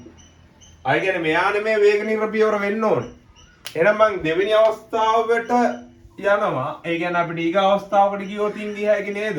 මෙතනින් ඉහළ ඒ කියන්නේ මෙන්න මෙයා වේග නිර්ණ පියවර විදිහට මම හිතනවා. එහෙම වුණොත් මෙන්න මේ ප්‍රමාණයම තෝරගන්න ඕන වෙනවා. වැඩේ පැහැදිලිද? මේකම තෝරගත්ත ඔන්නම. ඒතර බලන්න මේ දෙන්න එකතු වුණාම හැබැයි මම මෙතන යට ගන්නම් මුළු එකතු වෙන එක. එතකොට එන්නේ මේ PQ ට මේ PQ කැපිලා P gas අන 2යි Q gas PQ2 කියලා එකක් එනවා. ඉතින් අපි බලන්න ඕනේ ප්‍රතික්‍රියක පැත්තනේ. බලන්නකො ඒක ඉස්සරහා 1යි මෙතන 2යි ලස්සනට තියෙනව නේද? ඒක නේද මට දීලා තියෙන වේග ප්‍රකාශනෙත් හරියටම තියෙන්නේ 1යි 2යි කියලා. ඉතින් අපිට කතන්දරේ පැහැදිලි එහෙනම් සෙමින් සිදුවන ප්‍රතික්‍රියාව නැත්තම් මේ මුළු ප්‍රතික්‍රියාවේ වේග නිර්ණ පියවර විදිහට හැසිරෙන්නේ මෙන්න මේ මැද තියෙන ප්‍රතික්‍රියාව වෙනවා. වැඩි පැහැදිලිද? හින්දා එතකොට PQ Q gas PQ2 කියන ප්‍රතික්‍රියාව තමයි මෙයාගේ වේග නිර්ණ පියවර වෙන්නේ. හරිද වැඩි? එනොන්න කතන්දරේ පැහැදිලි වෙන්න ඕන වෙනවා. එතකොට ඒකේ විස්තරේ කිව්වනම් ඔය ගානට උත්තරයක් අපිට හම්බ වෙනවා. වැඩි පැහැදිලිද? අයිරසාවට තියෙන වගුවක්. හැබැයි වගුව වෙනතර දෙන්න සාමාන්‍ය පෙළ හොයන්නනේ. දැන් මම වේග ප්‍රකාශනේ දීලා තියෙන හින්දා මේ පාර පෙළ හොයන්න නෙමෙයි දෙවෙනි අවස්ථාවේ ආරම්භක ශීඝ්‍රතාවය හොයන්නයි තුන්වෙනි අවස්ථාවේදී ආරම්භක p සාන්ද්‍රයේ y කෙනෙක් කෙනා හොයන්නයි තමයි දීලා තියෙන්නේ. අයින් අවස්ථා තුන ලස්සනට දාගන්න ඒ තුන දාගෙන අපිට පුළුවන් අර එකිනෙකට බෙදලා මොකක් හරි විස්තරයක් කරගලා මේකේ x ගේ y ගේ අගයන් ටික ගන්න. හරි මම දීලා තියෙන පිළිවෙල දාගන්නම් ටක් ගාලා 1.8යි 10^3යි මවුල ගන්න ඩෙසිමීටරයට තප්පරයට වෙනවා. ඒක සමානයි k වතාවක් p ගේ සාන්ද්‍රනේ p ගේ සාන්ද්‍රය දීලා දින 0.2යි මවුල ගන්න ඩෙසිමීටරයට ඒකේ බලය 1යි ඊට පස්සේ ඒක දීලා දින 0.4යි මවුල ගන්න ඩෙසිමීටරයට ඒක හැබැයි බලය 2යි. යා එක විදිහට ගන්නවා. මම ඊට පස්සේ x තමයි මට හොයන්න තියෙන්නේ k වතාවක් එයාගේ සාන්ද්‍රය දීලා දින 0.3යි මවුල ගන්න ඩෙසිමීටරයට ආයාගේ බලය 1යි අර ඒක දින 0.2යි මවුල ගන්න ඩෙසිමීටරයට වර්ගයයි දෙක විදිහට තියෙනවා. ඊට පස්සේ අරගෙන තියෙනවා y ට දීලා තියෙන මේ උත්තරේ 5.4යි 10^3යි k වතාවක් y ව තමයි අපිට හොයන්න තියෙන්නේ 0.6යි මවුල ගන්න ඩෙසිමීටර යට ඒක එන්න ඕන වර්ගය වෙනවා 0.6 හරිනේ 3යි. ඉතින් ඒකට මම කරනවා මම දෙක බෙදනවා එකෙන්. දෙක බෙදමු එකෙන්. දෙක බෙදුවාම එක. එතකොට එක පැත්තක ඉතුරු වෙනවා x යට 1.8යි 10^3යි බහුල ගන්න ඩෙසිමීටරයට තප්පරයට වෙනවා. වැඩි පැහැදිලිද? කේට කේ ලස්සනට කැපෙනවා. ඊළඟට 0.2 මවුල ඒකක මවුල ගන්න ඩෙසිමීටරයට තප්පර කියන එක ලස්සනට කැපිලා මෙතන 0. අවුඩේට මාරු වෙන්න ඕනේ. 0.3 බෙදීම 0.2 ඉතුරු වෙනවා. ඊට පස්සේ 0.2 0.4 හැබැයි ඒකේ වර්ගය වෙනවා. x මම මෙහාට ගුණ කරගන්නම් මෙහා 1.8යි 10^3යි. මෙතන එතකොට 3 බෙදීම 2ක් ඉතුරුයි. මෙතන ඇවිල්ලා 1 බෙදීම 2යි. 1 බෙදීම 2යි කියන්නේ 1 බෙදීම 4 1 බෙදීම 2යි කියන්නේ එයාගේ වර්ගය වුණාම 1 බෙදීම 4 වර්ගය වෙනවා. වැඩි පැහැදිලිද? එතකොට මම ලියාගත්තේ ඔක්කොම හරිය නේද? උඩට පැත්ත මාරුන්නේ නැහැ. එහෙනම් ඒකකේ විදිහට එනවා මවුල ඝන ඩෙසිමීටරයට තප්පරයට කියන එක. එතකොට කැපෙන මුකුත් ඕන 0.9 තියෙනවා. 2.7 බෙදීම 4යි 10^3යි. එහෙනම් ඒක බෙදලා දාමු 0යි.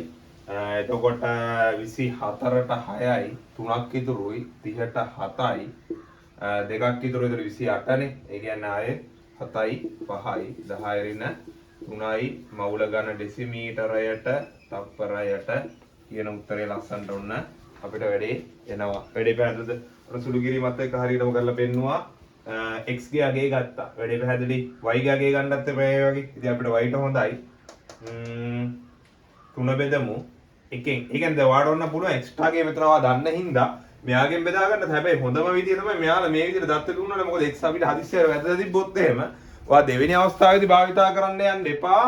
ඒ කියන්නේ 3 බෙදීම 2ක් හරි 2 බෙදීම 3 හරි භාවිතා කරන්න යන්න එපා. මොකද එහෙම වුණොත් එහෙම සමහරවිට ඒක නෙක්ස්ට් ඔයාලට වැරදි උත්තරයක් આવත් ඔයා ඒකට සාපේක්ෂව ඊගාට y උත්තරේ ගන්නෙ. ඒක අපරාධ වෙනවා. හදිසිය වැරදිලා තිබ්බොත් මං කියන්නේ. එහෙනම් එයාලා දින තිබ්බ ලස්සන දෙක කියන දත් එහෙමම එයාම පාවිච්චි කරලා අපිට 3ක් හොයාගත්ත හැකි. ඒ හින්දා මම බෙදන්න යනවා 3 බෙදීම 1 කියන එක. ඒතකොට මේක දාගන්න වීඩියෝ එක පෝස්ට් කරලා දාගන්න මම දැන් මකලා හදනවා. හරිද? හරි. 3 බෙදීම 1. 3 බෙදීම 1 ඒකේ වේගය තොර දීලා තිබ්බ 5.4යි 10^3යි 1.8යි 10^3යි ඒක ලස්සනට කැපිලා යන හින්දා ඒක හැමම තිබ්බා. ඊට පස්සේ මට ඕනේ kට k කැපෙනවා y මෙයාගේ ඇවිල්ලා 0.6යි එතකොට ඒක මේ පැත්තේ මම එකට පොඩ්ඩක් ලියා ගන්න 0.4 වර්ගයයි y. මෙයාගේ යට ඉන්න 0.2යි. වැඩේ හරිය නේද? එතකොට y ට එන්න ඕනේ මවුල ගන්න ඩෙසිමීටරයට කියන එකකින් මෙයාට මෙයා කැපෙනවා මෙතන උත්තරේ 3යි. 3යි y 0.2යි අතන තියෙන්නේ 3 බෙදීම 2යි. එහෙනම් වර්ග ගත්තාම 9යි 4යි. හරි. අයන y ට එන්න ඕනේ මේ පැත්තට වැඩි වෙනවා. 4 වරක් 3 12යි. 12යි එතකොට එයා වැඩි වුණාම 2යි කියන්නේ 2යි 24යි. 2.4යි කියන්නේ දෙන්නවා. ඒක බෙදීම 9යි. ඉතින් බෙදාගමු. බිඳුවයි 24 ගනිද්දී 24ට 9 කුට්ටි 9 කුට්ටි ගත්තොත් දෙකක් විතර නේද එන්නේ 18යි 6ක් ඉතුරුයි 60ට බලුවොත් එහෙම 9 කෑලි කීයක් වගේ එනවද 60ට උත්තරේ අපිට ගත්ත හැකි 60යි කිව්වහම උත්තරේ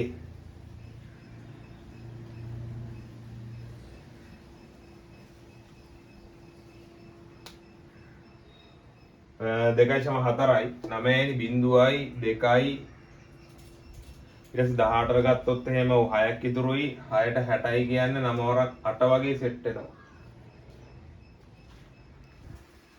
හරි එහෙනම් මම ඒක ලියාගත්තා එතකොට එතන මෙන්න මෙහෙම එනවා එතකොට 5.4යි 1.8යි මේ පැත්තෙන් y 0.2කින් බෙදන්න ඕනේ 0.6 බෙදීම් 0.4 වර්ගේ මෙන්න සුළු කිරීම මෙයා කැපෙන්න ඕනේ 3ට මේ පැත්තේ මෙයා 3යි මෙයා 2යි එතකොට මෙතනින් ඇතෙලා y ට එනවා මෙයා වැඩි කිරීම 0.2 වැඩි කිරීම 3යි 4යි අරුගේ 9 වර්ග කරලා එකපාරට දෙලා තියෙන්නේ ඒකකේ මවුල ගන්න ඩෙසිමීටරයට කියලා වැටෙන්න ඕන.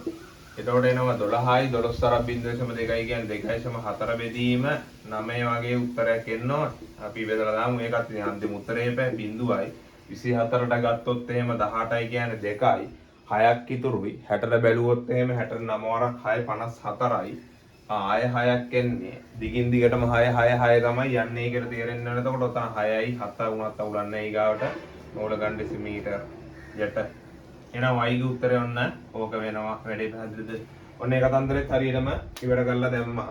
ඊළඟට තියෙන රෝම ඉලක්කම් තුනේ මේ කතා කරන උෂ්ණත්වයට අදාළ ප්‍රතික්‍රියා ශීඝ්‍රතා නියත එකේ අයක හොයන්නත් ඔයාලට දැන් මේ ඔක්කොම දන්නවනේ අපි x දන්නවා y දන්නවා. මේ තුනෙන් ඕන එකකට ආදේශ කරලා ඔයාලට k ගගේ ගන්න පුළුවන්. හැබැයි හොඳම විදිහ කලින් කිව්වා වගේම මෙන්න මේ එක කියන ප්‍රකාශනයට දාන්න. මොකද ඒකේ ඔක්කොම දත්ත යාලා දීපු දත්ත. මොකද අපිට x ට හරි y ට හරි වැරදි උත්තරයක් ඇවිල්ලා තිබ්බොත් ඒකට අනුව වැරදිලා තමයි මේ y කියන මේ k කියන එක්කෙනාගේ උත්තරේ එන්නේ. ඒ හින්දා මම මෙයාට තමයි ගෙලින්ම ආදේශ කරන්න යන්නේ. ඒ හින්දා මම මේ යට කැල්ල ගෙලින්ම මකලා ඊට යට ස්ටෙප් එක විදිහට k ගිය හොයන්න තමයි යන්නේ. වැඩි පැහැදිලිද? හරි. එතකොට 1.8යි 10 රින 3යි මවුල ගණ ඩෙසිමීටරයට තප්පරයට කේව තමයි මට ඕනේ 0.2යි මවුල ගණ ඩෙසිමීටරයට මේක 4 වරක් වර්ගය කරාම 16යි 10 රින 1නේ මෙතන තියෙන්නේ. එයා මම වැඩි කරගත්ත 10 රින 2යි මවුල වර්ගයයි ඩෙසිමීටර රින 6යි. හරි මේ බලන්න මෙයාට මේ එකක් කැපෙන මේ එකක දාන්න ලස්සනට කපන්න 10 රින 3ට වාඩ පුළුවන් මෙතන දශමයයි මෙතන 10 රින 2ම කපන්න. ඒතර කේට උත්තරේ එන්නේ 1.8 බෙදීම 16යි අර මේ පැත්තට යනවා මවුල වලට රින 2යි ඩෙසිමීටර ධන 6යි තප්පර වෙනවා. වැඩි පැහැදිලිද? අයිති පැත්තෙන් පැත්ත බෙදලා දාමු ෂේප් එකේ 1.8යිනේ මෙතනට බිඳුව වැටෙනවා. ඊට පස්සේ ගත්තොත් එහෙම 18ට ගත්තොත් එයාටත් බිඳුවයි. අවුන මේක තව ටිකක් බෙදාගමුද අපි? ඒක ලීසි වගේනේ. 0.9 බෙදීම 8 වගේ වෙනවානේ. එතන මෙතන බිඳුවයි 9ට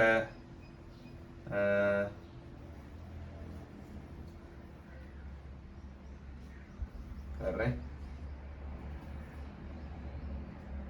16යි මෙතන පොඩි අවුලක් වුණා දෙක තියෙනවා මෙතනනේ 32කින් එන්න ඕන තව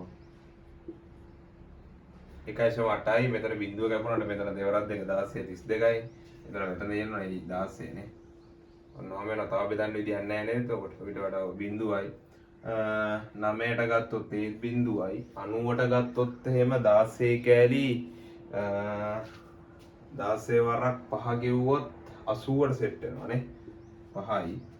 එතකොට 10ක් ඉතුරුයි. C1ට එතකොට අපිට 96ට හැකිනේ. 4යි 40ට බැලුවොත් එතකොට 32යි කියන්නේ 2යි 8ක් ඉතුරුයි 80ට හරියටම. මෙන්න මෙහෙම උත්තරයක් එනවා වෙන. එතකොට මවුල වෙන 2යි. ඩෙසිමීටර් ධන 6න් තත්පර 8 කියන එකෙන් තමයි එන්න ඕනේ.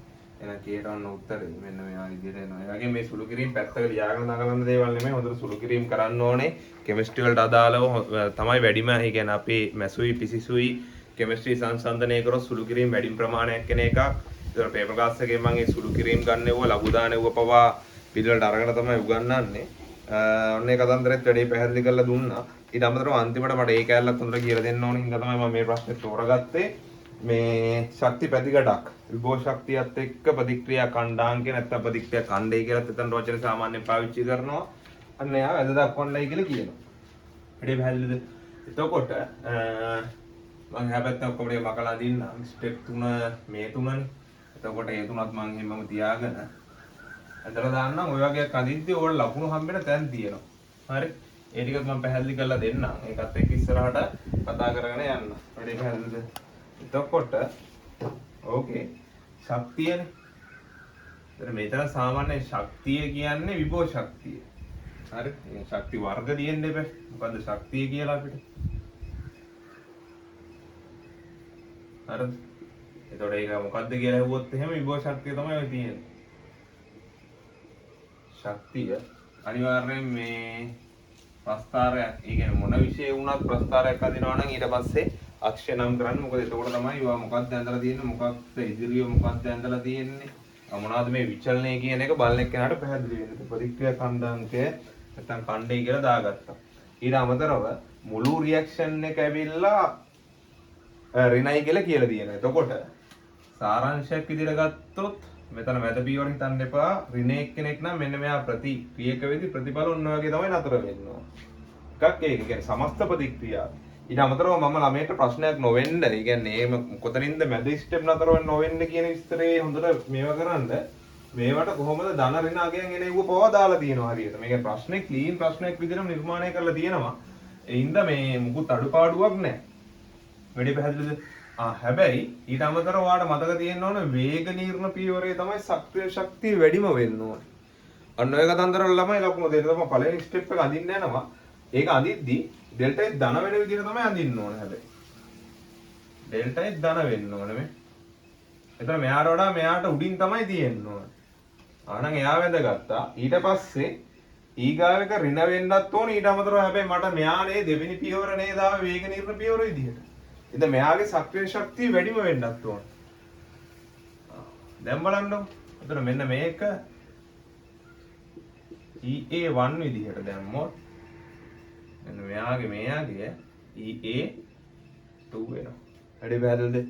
ඊට පස්සේ එකත් ඍණ වෙන්න ඕනේ. ඒතකොට අනිවාර්යයෙන් මෙයාට යට යන්නත් ඕනේ. ඊට අමතරව මෙයාගේ සක්‍රිය ශක්තිය පන්නන්නත් බෑ. දැන් මම ඔය වගේ එකක් අදිනවා. ඊට අමතරව මේ සමස්තයකට වඩා යට යන්නත් ඕනේ. ඒ සමස්ත ප්‍රතික්‍රියාව මොකක්ද වෙලා තියෙන්නේ? සමස්ත ප්‍රතික්‍රියාවක් ගත්තොත් එහෙම එයත් තාපදායකයි. ආයෙන ඔන්න එයාවත් ඔන්න එතනින් වැඩ ඉවර කරා. එතකොට EA3. හරි. අයිඩස් එක ගත්තොත් මෙතනට වැඩෙන්න ඕන P ධන 3යි කිව්ව අවස්ථා විපර්යාසයත් එක්කම තමයි යන්න ඕනේ. මේ පැත්තෙන් PQ හැදුනා. හැබැයි ආයේ ඊගාව එකට Q ගෑස් කියලා එක්කෙනෙක් ආවනේ. මොකද මේක මේ ප්‍රතික්‍රියාවට ප්‍රතිඵල වෙනවා. ඊට අමතරව මේ කුට්ටියට ප්‍රතික්‍රියකයක් වෙනවා. ඊට පස්සේ එකේ හැදුනා PQ2 හැදුනා. හැබැයි PQ2ටම ඊගාව එකේ Q හැදුනා. ඊට අමතරව අවසාන ප්‍රතිඵලයේ විදිහට PQ කියලා දෙනවා. ටික තියෙනවා අවස්ථාව කරරැස්ත් එක්ක තිබ්බනම් වැඩේ හරි. ඉතින් මෙන්න මෙහෙම වෙන පරිදි කියන්නේ අනිවාර්යයෙන් මෙයාට මෙයා යට වෙන්න ඕනේ. මෙයාට වඩා මෙයා උඩ වෙන්න ඕනේ. මෙයාට වඩා මෙයා යට වෙන්න ඕනේ. මෙයාට වඩා මෙයා යට වෙන්න ඕනේ. ඊට අමතරව මේ තුන් දෙනාගෙන්ම සක්‍රිය ශක්තිය සැලකෙව්වහම මෙයාට තමයි වැඩිම සක්‍රිය ශක්තියක් වෙන පරිදි අදින්නයි තියෙන්නේ. ඉතින් හරි සරලයි. අපි සාමාන්‍ය පන්ති කතා කරන නිරන්තරයෙන් කතා කරන ඒව එකයි මම කිව්වේ අමාරු පේපරයක් නෙමෙයි. සාමාන්‍ය මැද මට්ටමේ කියන්නේ හොඳ ළමයට මේකට ලකුණු සෑහෙන එකතු කරගන්න පුළුවන්. වැඩි පැහැදිලිද? ඔනේ ප්‍රශ්නේ සාකච්ඡා කරා. එතකොට අපි තව මොකක් හරි ප්‍රශ්නයක් කතා කරලා දාමු. එදා බෝන්-හේබර් වක්‍රයම කතා කරන එකකුත් කතා කරා. පන්ති ඇතුලේ කතා කරේ. මොකද බෝන්-හේබර් වක්‍රයේම ළඟදී ප්‍රශ්න කළා නැති කතන්දරයක්. වැඩි පැහැදිලිද? හරි. ඊගාවට අපි ගියොත් පහේ B කැලේ විදියට ගත්තොත් මොකද කියන්නේ? පහේ B විදියට එයාවත් සාකච්ඡා කරලා දාමු අපි. පොඩි රෙඩොක්ස් ගානක් එක්ක තියෙන්නේ. පහේ ඒත් එහෙමම කතා කරලා දාමු. පහේ ඒවත් කතා කරලා පහේ B වත් සාකච්ඡා කරලා දාමු. හරි. එහෙනම් ඔන්න ඔය කතන්දරේ කතා කරන තමයි යන්නේ අපි ඊගාවට.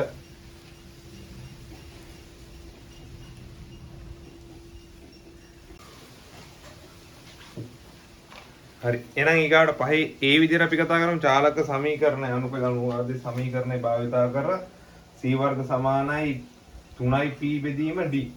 කවුද කියන විස්තරය දීලා තියෙනවා. ඒ කියන්නේ c වර්ග භාගයෙන් අපි දන්නවා වර්ග මධ්‍යයන් ප්‍රවේගය නැත්නම් වර්ග මධ්‍යයන් වේගය.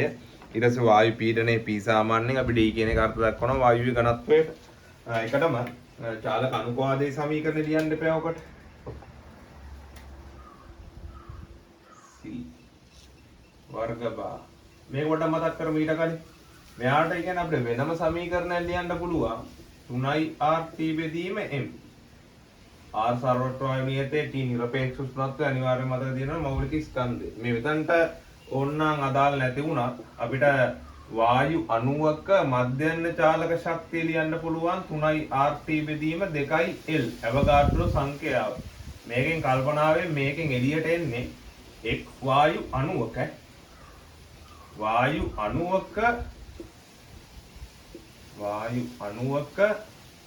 මධ්‍යස්ථ චාලක ශක්තිය.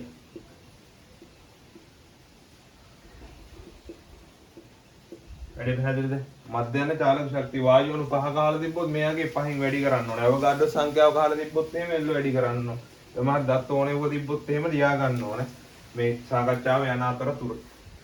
දැන් චාලක අනුපාදයේ සමීකරණය ලියුවොත් PV සමානයි 3න් 1යි mn c වර්ග භාග වායුවේ පීඩනය පරිමාව m. අනිවාර්යයෙන් මේ ස්කන්ධය කියලා දැම්මොත් ලකුණු දෙන්නේ නැහැ. වායු අණුවක ස්කන්ධය වෙන්න ඕනේ. මේ කැපිටල් M කියන එකේ තේරුම වායු අණු ගණන. c වර්ග භාගයන්න වර්ග මධ්‍යයන්න ප්‍රවේගය. හරි. දැන් කොහොමද අපිට මෙයා භාවිතා කරලා පෙන්වන්නයි කියලා කියනවා c වර්ග භාග සමානයිලු 3යි p බෙදීම d ට. අපි මෙහෙම වැඩක් කරමු ඉතින්. හරි. ඔය සාමාන්‍ය පන්ති උගන්වන එකක් ඈ. ඊට පස්සේ මේ mn කියන ගුණිතයේ තේරුම ගන්න බලන්න. m කිව්වේ මොකද්ද? වායු අණුවක ස්කන්ධය. n කිව්වේ අණු ගණන. එතකොට බලන්නකෝ අණුවක ස්කන්ධය අණු ගාණෙන් වැඩි කරාම එන්නේ නැද්ද? මේ පද්ධතියට තියෙන මුළු වායු ස්කන්ධය. එහෙනම් mn කියන ගුණිතයට මට m ඩෑෂ් වගේ දාගත්තොත් වායු පද්ධතියේ මුළු ස්කන්ධය වැඩි පැහැදිලි නේද? අයින්ද මම ඕක ඉදලා පොඩ්ඩක් වෙනස් කරනවා 3න් 1යි m ඩෑෂ් c වර්ග භාග. හරිද වැඩි? දැන් ඉතින් බලන්න මේකේ එක බෙදීම 3 ඔහොම තියෙද්දි m ඩෑෂ් බෙදීම v ව මම මෙතනට ගන්නම්කෝ c වර්ග භාග. ස්කන්ධයේ බෙදීම පරිමාව. ස්කන්ධයේ බෙදීම පරිමාව කියන්නේ ඉතින් ඝනත්වය වෙනවානේ. එහෙනම් එක බෙදීම 3යි d c වර්ග භාග. මට පෙන්න ගන්න තිබ්බේ c වර්ග භාග උක්ත කරලා නේද? 3යි p බෙදීම d වෙන. මේ පාඩට සරලයි. ඉතින් මීට වඩා ලේසි එව්ව අහන්න විදියකුත් නැහැ පේපර් එකේ. හරි. එහෙනම් ඔන්න ඒ ගානත් වැඩේ හරි. හරි. එහෙනම් ඒකත් එක්ක ඊගාවට යන් ඒකේ මොකක් හරි ගානක් අහලා තියෙනවා. 300 කෙල්වින් වේ උෂ්ණත් මූල ප්‍රවේගය කීයද කියලා තමයි අහලා තියෙන්නේ 300 කෙල්වින් වලදී. ඉතින් අවුලක් නැහැ. අපි මෙන්න මේ සමීකරණය තමයි 3යි r t දීලා තියෙනවා 300 කෙල්වින්ලු. එන්න අපි දන්නවා no 2 හින්දා 16යි. මේ 32යි. 16 ව දෙකක් ගන්න ඕනේ. හරි. එහෙනම් රෝම ඉලක්කම් 2 c වර්ග භාග හරියට ආදේශ කරන්න යන්න 3යි මෙතන ඉඳමදී වගේනේ කැලලම් මකලා දාලා හදලා දාමු. මොකද ඒකකත් සහිතව ලියන්නයි ඕනේ. ඒතකොට මේක මේ වීඩියෝ පෝස්ට් කරගෙන ඔයාලා මොකක් හරි සිද්ධියක් දාගන්න ඕන නම් දාගන්න. හරි. c වර්ග භාග 3යි rt බෙදීම m. 3යි r කිව්වහම 8.3.4යි nm මවුලයට කෙල්විනයට t කිව්වහම 300යි කෙල්වින් m කිව්වහම 32යි ග්‍රෑම් මවුල යට වෙනවා. වැඩි පැහැදිලිද? ඒකක හරියට කවන්න පුළුවන් වෙන්න ඕනේ. ඒ හින්දා මම වෙනම මේ එකක දාද්දි හැමු ගන්නන කතන්දර තියෙනවා මේ නිව්ටන් කියන එකේම ආ දැනන් ඉන්න ඕන අර මූලික ඒකක වලින් හැදෙන විශේෂයෙන් ෆිසික්ස් වල නිරන්තරයෙන් පාවිච්චි වෙනවා.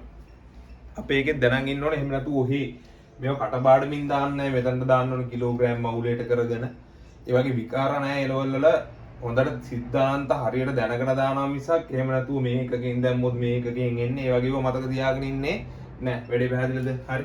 එහෙනම් මම කරන්න යන වැඩේ මෙන්න මෙහෙම වැඩක් කරනවා. නිව්ටන් කියන එක kg ms ඍණ 2යි.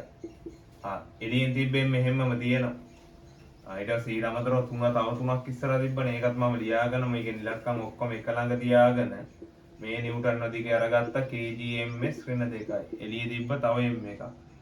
ඊට පස්සේ 32යි ග්‍රෑම්. හරින වැඩේ. ඉතින් කිලෝ කියන එක කියන්නේ 10 3යි නේද? ග්‍රෑම්ට ග්‍රෑම් කපා ගත්තා මෙතන 10 3 දාගත්තා.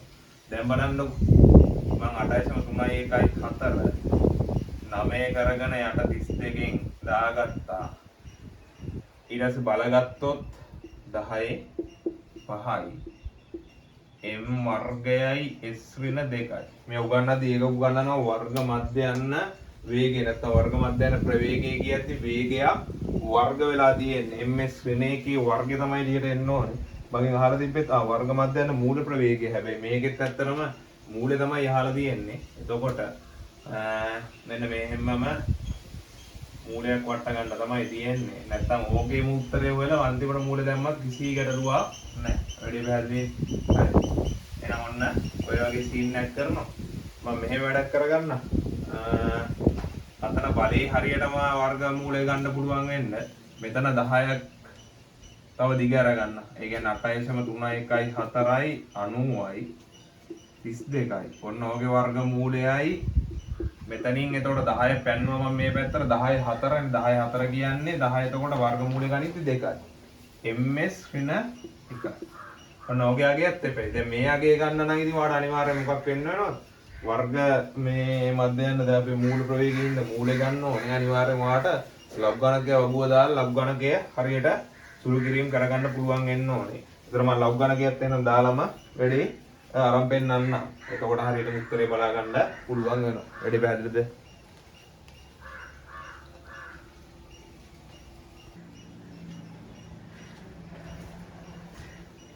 හරි. එහෙනම් මම ලඝු වගුවෙන් ලඝු දාන්න යන්නේ. එතකොට මතක තියෙන්න ඕනේ මෙතන දැන් මේ බලයන්න තියෙන්නේ. එහෙනම් මම මෙහෙම වැඩක් කරන්න යන්නේ. බලයක් ඉස්සරහට බාන්න පුළුවන් ලඝු වගුවේදී. වර්ග මූලයේ බලය කියන්නේ භාගයයි. එහෙනම් මම කරන්න යන්නේ මෙතන ගුණිතයට ලඝු දාලා බෙදීමට ලඝු දාලා එනාගේ භාගයෙන් බෙදලා යාගේ ඇන්ටලොග් බැලුවා නම් හරි. ඊට පස්සේ ගුණිතයකට ලඝු දාද්දි ලඝු එකතුවක් වෙන්නේ අපේ බෙදීමකට ලඝු දාද්දි ලඝු වල අඩු කිරීමක් තමයි වෙන්නේ. වැඩි පැහැදිලිද? එහෙනම් 8.3 1 4. ඔයාගේ නම් කිව්ව ගමන් මතක තියෙන්න ඕන. කීයක් එනවා? 91 98 වගේ එනවා. හරි. ඔන්න නිකන් සැකයි වගේ නම් බලලා දාන්න 83යි 1යි 4නේ. 83 එකේ තියෙන 91යි 96 ඊගා දෙයක් ඉතුරුනාම 91යි 98 වෙනවා. ඊට පස්සේ 90 ලඝු කිව්වහම 1.9. ඒ කියන්නේ 9 කියන්නේ කෙලින්ම ආයේ 90ම තමයි බලන්න ඕනේ. 95යි 4යි 2. ඔය දෙක ගුණිතයක් විදියට තියෙන හින්දා ඒ දෙන්නම එකතු කරන්න ඕනේ මම. 0යි 10යි 14යි 1යි 7යි 18යි ඊට පස්සේ 2යි. වැඩි හරිනේ. මෙයාගෙන් අඩු කරන්න ඕන 32 ලඝු. මොකද එයා ආයෙත් බෙදීමක් විදියට තියෙන්නේ. එහෙනම් අඩු කිරීම 32යි කිව්වම 1.9. 32 කියන්නේ කෙලින්ම ලඝු. මේ ලඝු කියන්නේ ලේසි කරන්න දාපු එකක් ඈ. 9යි ඊට පස්සේ මෙතන තියෙන්නේ 3 3න් 5ක් කියන්නේ 8ක් ඉතුරු වෙනවා. 13 මොකද යන්නේ? ඒතර 7න් 7 එකක් එහා පැත්තට ගියාම 6යි මෙතන 8මයි 8න් 3යි මෙතන 1යි. එහෙනම් 36 89 කොහෙද තියෙන්නේ කියලා බැලුවා නම් හරි 36 89 36 89 යනවා ඇති 36යි 74 තියෙනවා. මේකයි දෙකෙන් බෙදන්න ඕනේ. මේක දෙකෙන් බෙදන්න ඕනේ මොකද බලයක සීන් එක තියෙනවනේද? ඒකයගේ තමයි අරගේ හරිම උත්තරේ වෙන්නේ. එහෙනම් ඔන්න භාගෙන් වැඩි කරගන්න අයියන්. භාගෙන් වැඩි කරගත්තාම බිඳුවයි එතකොට මෙතන 13යි කිව්වහම 6යි එකක් ඉතුරුයි මෙතනට එතකොට 8යි 16ටනේ මෙතන 4යි මෙතනට 5යි එනවා.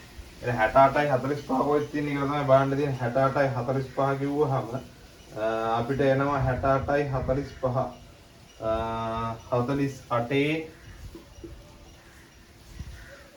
48 තුනේ තියෙනවා 68යි 39. තව 6ක් එහා පැත්තට පැන්නුවා නම් හරි. 6 තියෙනවන්න 7 කියන තැන. මෙයා හින්දා මෙතන එන්න ඕනේ 4.0 වෙනවා.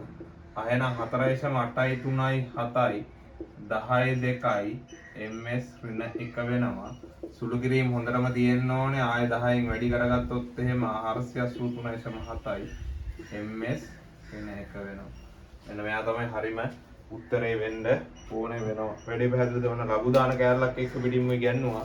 ඒතර මේ වගේම දැන් ගිය සතියේ මේ කතා කරද්දී අපි ලඝු දාලා මම පෙන්නුවා. හරිද පන්ති වුණ ආපු ළමයිගෙන් අහගන්න ඕනේ. ඒ විදිහට පෙන්නලා තමයි ලඝු දැම්මේ. වැඩි පැහැදිලිද? එහෙනම් ඔන්න කතාවක් හරි. ඊට පස්සේ අපි යන් ඉස්සරහට මම මේකත් මතක ගන්නම් මොකද අලුත් පුරාණක සීන් එකක් වගේ තමයි තියෙන්නේ ඊගාව පතන්දරයට යද්දී. හරි. එතකොට වීඩියෝ පෝස්ට් කරලා වැඩි දාගන්න. මොකද ආයේ වීඩියෝ එක වැඩි වෙලාවක් දෙන්න ගියොත් තව ගොඩක් වෙලා දෙනවනේ වීඩියෝ එක. හරි.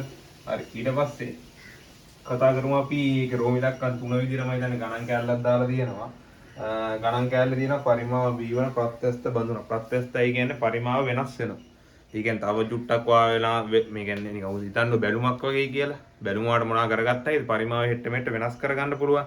පරිමාව v1 ප්‍රත්‍යස්ත බඳුනක් තුල z කියලා වායුව 2.3කින් අඩංගුයි.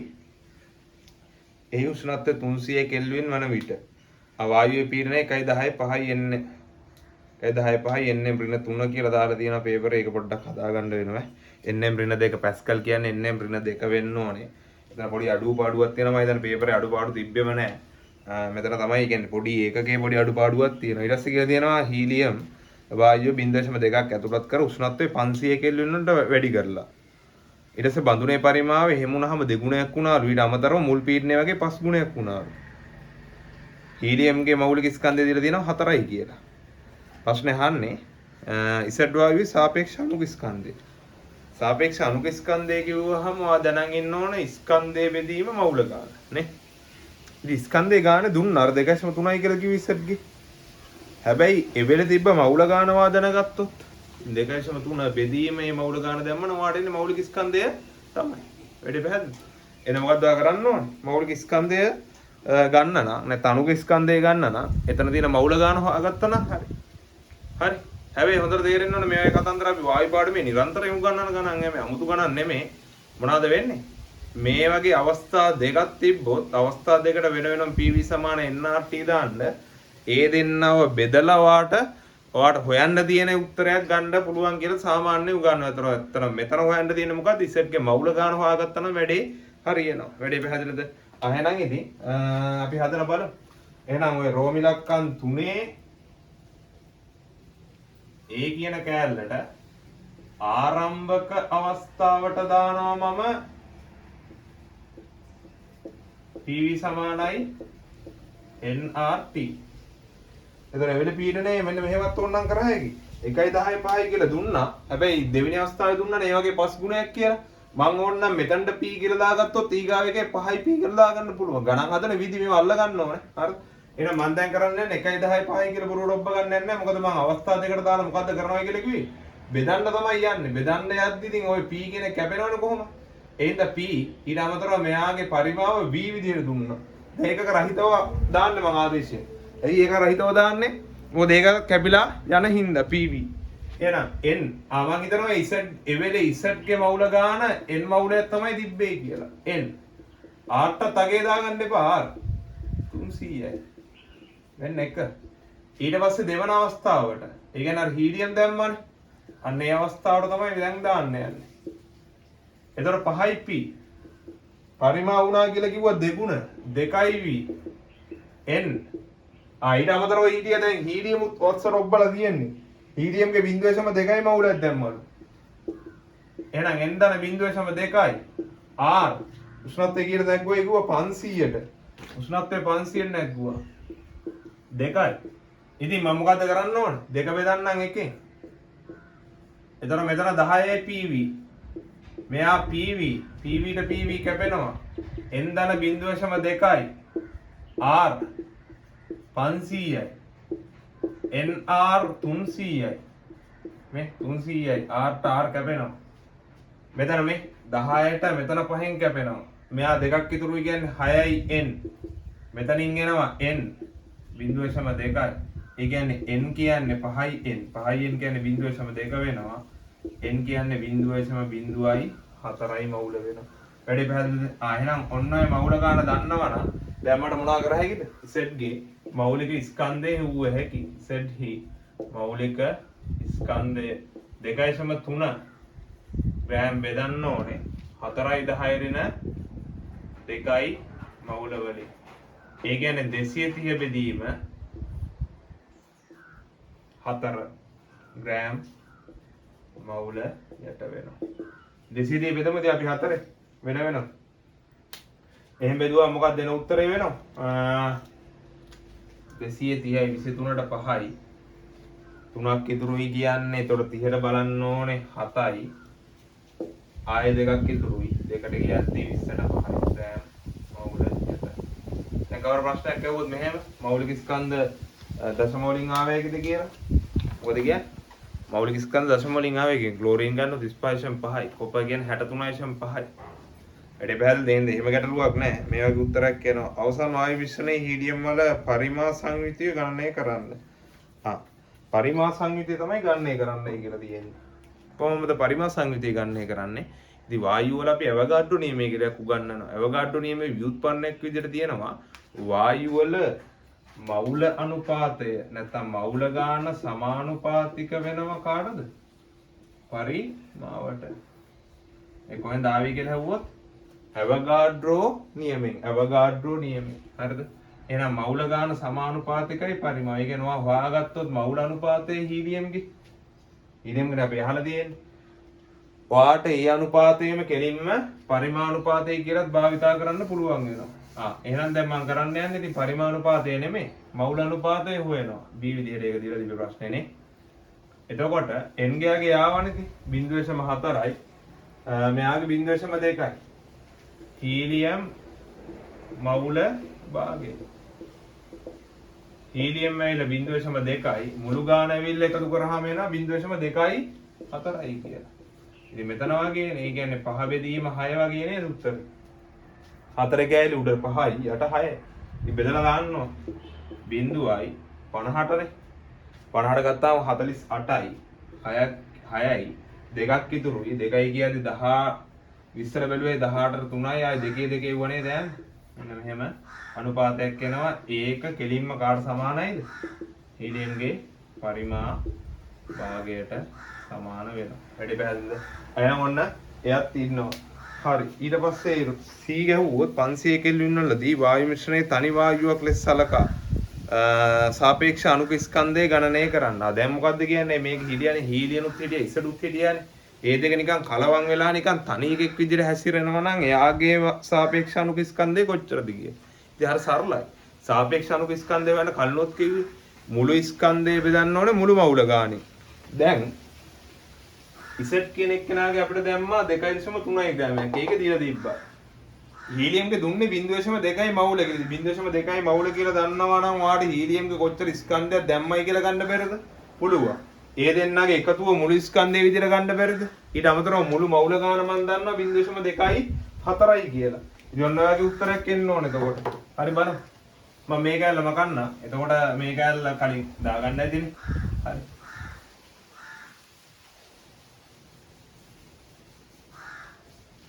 ඊට පස්සේ මොකද්ද වෙන්න ඕන කතන්දරේ? හීලියම් ස්කන්ධය ඕනේනේ.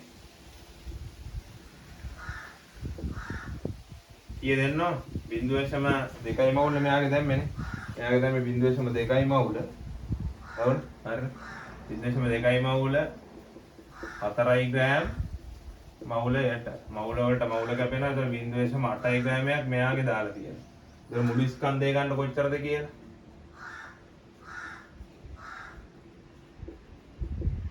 0.8යි ග්‍රෑම් ධන 2.3යි ග්‍රෑම්. ඒ කියන්නේ 3.1යි ග්‍රෑම්. ඉතින් ඕක බෙදුවා නම් හරිය මුළු මවුල ගන්න. එහෙනම් අණුක ස්කන්ධය නෝනේ.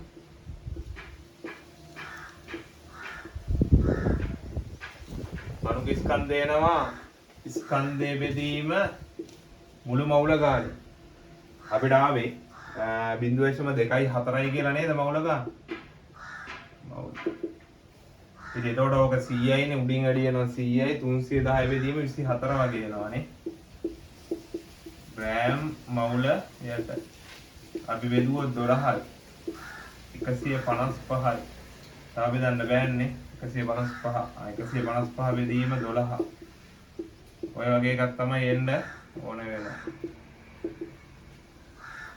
එතකොට බෙදලා දාමු ඉතින්.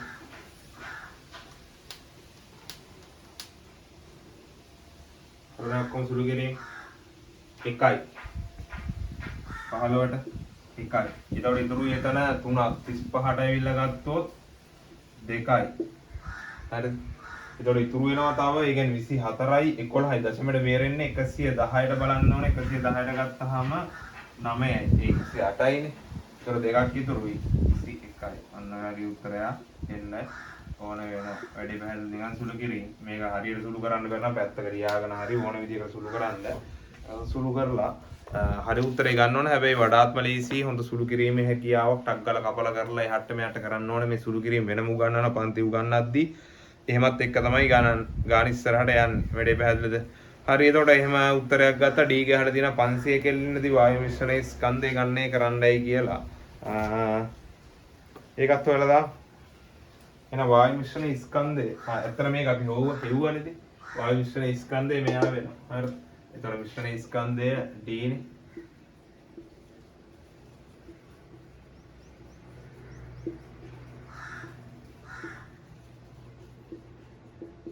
තුනයිශම 1යි ග්‍රෑම් වෙනවා. වැඩි පැහැදිලිනේ. හරිද?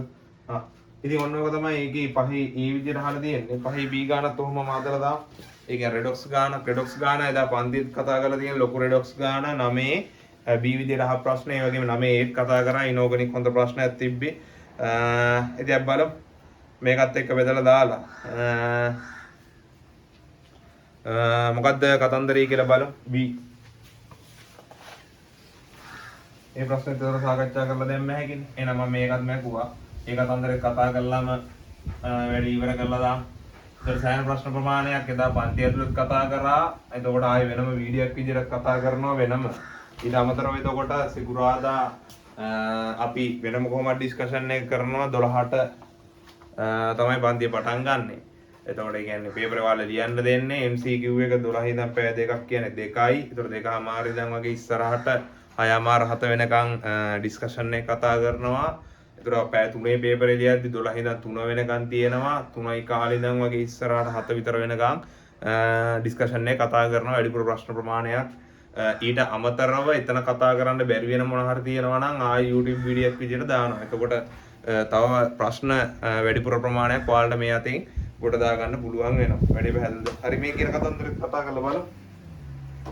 අඩංගු ජලීය ද්‍රාවණයක සල්ෆයිඩුයි කාබනේටුයි සාන්ද්‍රණ වෙන වෙනම හොයාගන්න තමයි මෙයාට ඕන වෙලා තියෙන්නේ කියලා කියනවා. පහත ක්‍රමවේදය භාවිතා කරන ලදී අදාළ ද්‍රාවණයේ 25ක් ගෙන්නවා. බේරියම් ක්ලෝරයිඩ් ලබාගත් අවක්ෂේපයේ වියලි බර 4.7යි 3යි 2යි 5යි ග්‍රෑම් විය. අයිද අපි දන්නවා බේරියම් ක්ලෝරයිඩ් දැම්මහම දැන් සල්ෆයිඩුයි කාබනේටුයි ඉන්නේ. බේරියම් සල්ෆයිඩ් කියන්නේත් අවක්ෂේපයක්, බේරියම් කාබනේට් කියන්නේත් අවක්ෂේපයක්. ඔයතර ඔය දින 4.7යි 3යි 2යි 5 කියන්නේ ඔය දෙකේම එකතුව වෙන්න ඕනේ. වැඩි පැහැදිලිද? අයිඩස් කියන ද්‍රාවණයේ තවත් 25ක් අරගෙන KMnO4 අනුමාපනය කරන ලදී බියුරේට් පාඨාංකය 12ක් විය සල්ෆයිඩ් කාබනේට් සාන්ද්‍රණය සල්ෆයිඩ් සල්ෆේට් සල්ෆයිඩ් කියන්නේ SO3 සල්ෆේට් කියන්නේ SO4 රසායනික ගන්නේ උගන්වන්න කලින් වෙනම නාමකරණය කරනවා. එකටම උගන්වන්න එතන. හරිද? ඒක මම කතා කරද්දි එඳ අනිවාර්යෙන් දැනන් ඉන්න ඕන සිද්ධි වෙනවා. වැඩි පැහැදිලිද? ඔක්සෝ අනායනේ මේක තව ලේසියෙන් කියලා තියෙනවා. මිශ්‍රණය අඩංගු සල්ෆයිඩ් ඒ උපරිම ඔක්සිකරණාංකයේ ව්‍යුත්පන්න වන ඔක්සෝ අනායනේ බවට ඔක්සිකරණය වෙන බව සලකනවා. ඒක දෙන්න දෙයක් නැහැ. අපි අර රෙඩොක්ස් පාඩම උගන්වද්දී ඔයාලා ලිස්ට් එකක් දෙනවා නේද? ඔක්සිකරණය වෙන සෙට් එක. ඔක්සි හරණය වෙන්නේ මෙන්න මෙයා බවට. ඒ වගේ මම දෙද්දි ආම්ලික මාධ්‍යයට වෙනම බාෂ්මික මාධ්‍යයට වෙනම දෙන්නේ. අන්න ඒ වර්ගීකරණය දෙනවා අපිට ආම්ලික මාධ්‍යයේදී සල්ෆයිඩ් සල්ෆේට් බවට ඔක්සිකරණය වෙනවා කියලා. ඒතර මම තව ප්‍රශ්න ලීසි වෙන්න අන්න ඒ කතන්දරේ දාලා තියෙනවා. හරි වැඩි බලමු ඉතින් පිළිවෙල ලස්සනට. ඒතර පළවෙනිම කියපු කතන්දරේ තේරුම් ගත්තොත් එහෙම අපි ඕකේ ඕනනම් මෙන්න මෙයාට නම් ලකුණු හම්බෙන්නේ නැහැ ලිව්වයි කියලා. ඔයාලට ඕනනම් කඩල් ලියන්න පුළුවන් ඔය සෝඩියම් සල්ෆයිඩ් දෙකක් සෝඩියම් ප්ලස්ටයි සෝඩියම් කාබනේට්ටයි උනා කියලා. CO3 2 minus. ඒ කියන්නේ මෙයාගේ කිසියම් මවුලයක්ද තියෙන්නේ එකට එකයි හින්දා ඒ ගාන මෙයාගෙත් එහෙමම කැඩෙනවා. මේවා අයිනික සංයෝග පූර්ණව විඝටනය වෙනවා. දෙවොම තියෙන එකට වෙන වෙනම එකතු කරාලු පළවෙනි කතන්දරයේදී වෙන වෙනම නෙමෙයි කියන්නේ මේක ඇවිල්ලා එකම ද්‍රාවණය තුලේ තියෙන බේරියම් ක්ලෝරයිඩ් එකතු කරාලු. එතකොට වෙන්නේ මොකද්ද? බේරියම් ක්ලෝරයිඩ් අර තියෙන සල්ෆයිඩ් එක්ක barium sulphate sulphide barium sulphide කියන අවක්ෂේපයත් එක්ක අරේ පයින්නවා Cl- ලා දෙන්නෙක් විදිහට. ආයෙ මොකද්ද වෙන්නේ? Barium chloride carbonate CO3 2-. Barium carbonate කියන අවක්ෂේපයත් එක්ක Cl- ලා දෙන්නෙක් එළියට පයින්. එඩේ පැහැදිලිද? එතකොට මේකේ මවුල අපි හිතමු x කියලා. මෙයාගේ මවුල y නම් මෙතන x උයි මෙතන y යනවා අර 25 ඇතුලේ. මේ ඇවිල්ලා එතකොට මොකද අවස්ථා දෙකටම 25 කුට්ටි දෙකක් නේද භාවිතා කරන්නේ. 25 ඝන සෙන්ටිමීටර් තුල. එතකොට මෙයාගේ මවුලත් x මෙයාගේ මවුලත් y. එතකොට මෙයාගෙන් එකට එකයි හින්දා මෙතනට x එනවා මෙතනට එකට එකයි හින්දා මෙතන y වෙනවා. වැඩේ පැහැදිලිද? ඊට පස්සේ දෙවෙනි සිද්ධියේදී කියනවා KMnO4 එකතු කරාලු. එතකොට සල්ෆයිඩ් එයාගේ උපරිම ඔක්සිකරණාංකය වෙන ඇනයනේට ඔක්සිකරණය වුණා කියලා කියනවා සල්ෆයිඩ් එක. ඉතින් උපරිම ඔක්සිකරණාංකයේ සල්ෆට ඉන්න පුළුවන් ධන 6යි. ධන 6යි තියෙන ඇනයනේ තමයි සල්ෆේට්. සල්ෆයිඩ් සල්ෆේට් බවට ඔක්සිකරණය වෙනවා. MnO4- Mn2+ බවට ඔක්සිහරණය වෙනවා. 4ක් H2O 8ක් H+ 5ක් ඉලෙක්ට්‍රෝන.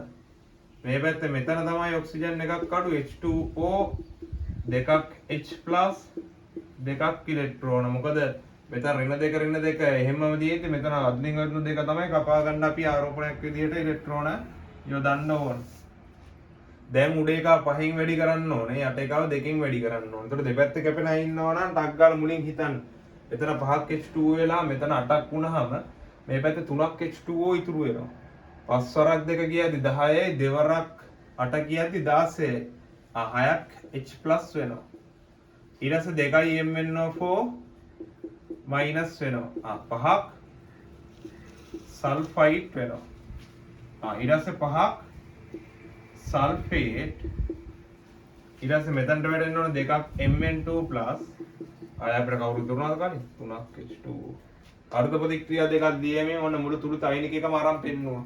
ඉතින් ඕකදී වැය වුණාලු KMnO4 කොච්චරක්ද මන්දා? මෙතන තියෙන මවුල ගාන සල්ෆයිඩ් ගේ තියෙන්න ඕන කීයමද? මෙන්න මෙතන තියෙන x ප්‍රමාණයම තමයි. මොකද ආයි 25ක් නරන් තියෙන්නේ. ඒතකොට ඒකට අනුව මෙතනින් හොයාගන්න පුළුවන්. ඔන්න ඔය කතන්දර ටික තමයි තියෙන්නේ. ඉතින් ගාන හදන්න ගනිද්දි ඔයාට පිළිවෙලට හදන්න ඕනේ කියලා නෑ. සමීකරණ ලියද්දි පිළිවෙලට ලියන්න. ගාන හදන්න ගනිද්දි ඔයාට ලේසි වෙන තැනින් පටන් ගන්න පුළුවන්. වැඩි පැහැදිලිනේ? හරි. එහෙනම් මෙතනින් පටන් ගන්නවා. මම වැයුණු KMnO4 මවුල හෙව්වේ. මොකද එයාගේ සාන්ද්‍රණයේ පරිමාවය දෙකම දුන්නා. ස්ටෝයිකෙම විදිහට සල්ෆයිඩ් මවුල ගත්තා. ඒක ඕන සල්ෆයිඩ් සාන්ද්‍රණය මෙතන මේ හොයලා දැම්මේ. ඒ සල්ෆයිඩ් මවුල දන්නවනම් ඒකෙන් හැදෙන බේරියම් සල්ෆයිඩ් මවුල ගාන කිව්වේ. ඒක බේරියම් සල්ෆයිඩ් හැදෙන්න ඕන ස්කන්ධය කියන්න පුළුවන් නේද? එහෙනම් අර මෞලික මුළු ස්කන්ධය මේ ස්කන්ධය අඩු කරොත් එහෙම එන්න ඕනේ බේරියම් කාබනේට් ස්කන්ධය. ඉස්සර කතා කරගෙන යනවා. එයාම දන්නවනේ ඒතර එයාගේ මවුල ගත්තා හැකි ඒක ස්ටෝයිකින් විදිහ දාලා කාබනේට් ගාන ගත්තා. හරි සරල පොඩි ගානක් තියෙන්නේ. අදලා දාන්න. MnO4- මවුල ගාන. ඊයක් විදිහට අපිට එන්නේ එතකොට 0.5න් වැඩි කරලා තියෙනවා 12ක්. මවුල ගාන ඩෙසිමීටරයට 12යි 10 ඍණ 3යි ඝන ඩෙසිමීටර. 0.5 කියන්නේ මං කියලා තියෙනවා 2කින් 1යි කියලා. 6යි 10 ඍණ 3යි මවුල. එහෙනම් ඒක ස්ටෝයිකෙ විදිහ වාට කියන්න පුළුවන් සල්ෆයිඩ් මවුල. 6 2කින් බෙදලා 5න් වැඩි කරන්න ඕන 3යි 3 අර 5 15යි 10 රින 3. වාට ඔන්න පුළුවන් මොනා කරන්නද? සල්ෆයිඩ් සාන්ද්‍රණයත් ඔහොමම ඔයලා දාන්න. 5යි 15යි 10 රින 3යි. ඒක තිබ්බේ හැබැයි කොච්චර පරිමාවකයක්ද? 25ක් 10 රින 3යි. ගන්න ඩෙසිමීටර 10 රින 3 10 රින 3යි. 25යි කියද්දී ඔය දින 3 බෙදීම 5යි. 3 බෙදීම 5යි කියන්නේ 0.6යි. 0.6යි. මවුල ගන්න ඩෙසිමීටරයට වෙනවා. වැඩි පැහැදිලිද? හරි. එහෙනම් එකිනෙක අතර සාන්ද්‍රයත් හොලම ඉවර කරා. වැඩි පැහැදිලි නේද?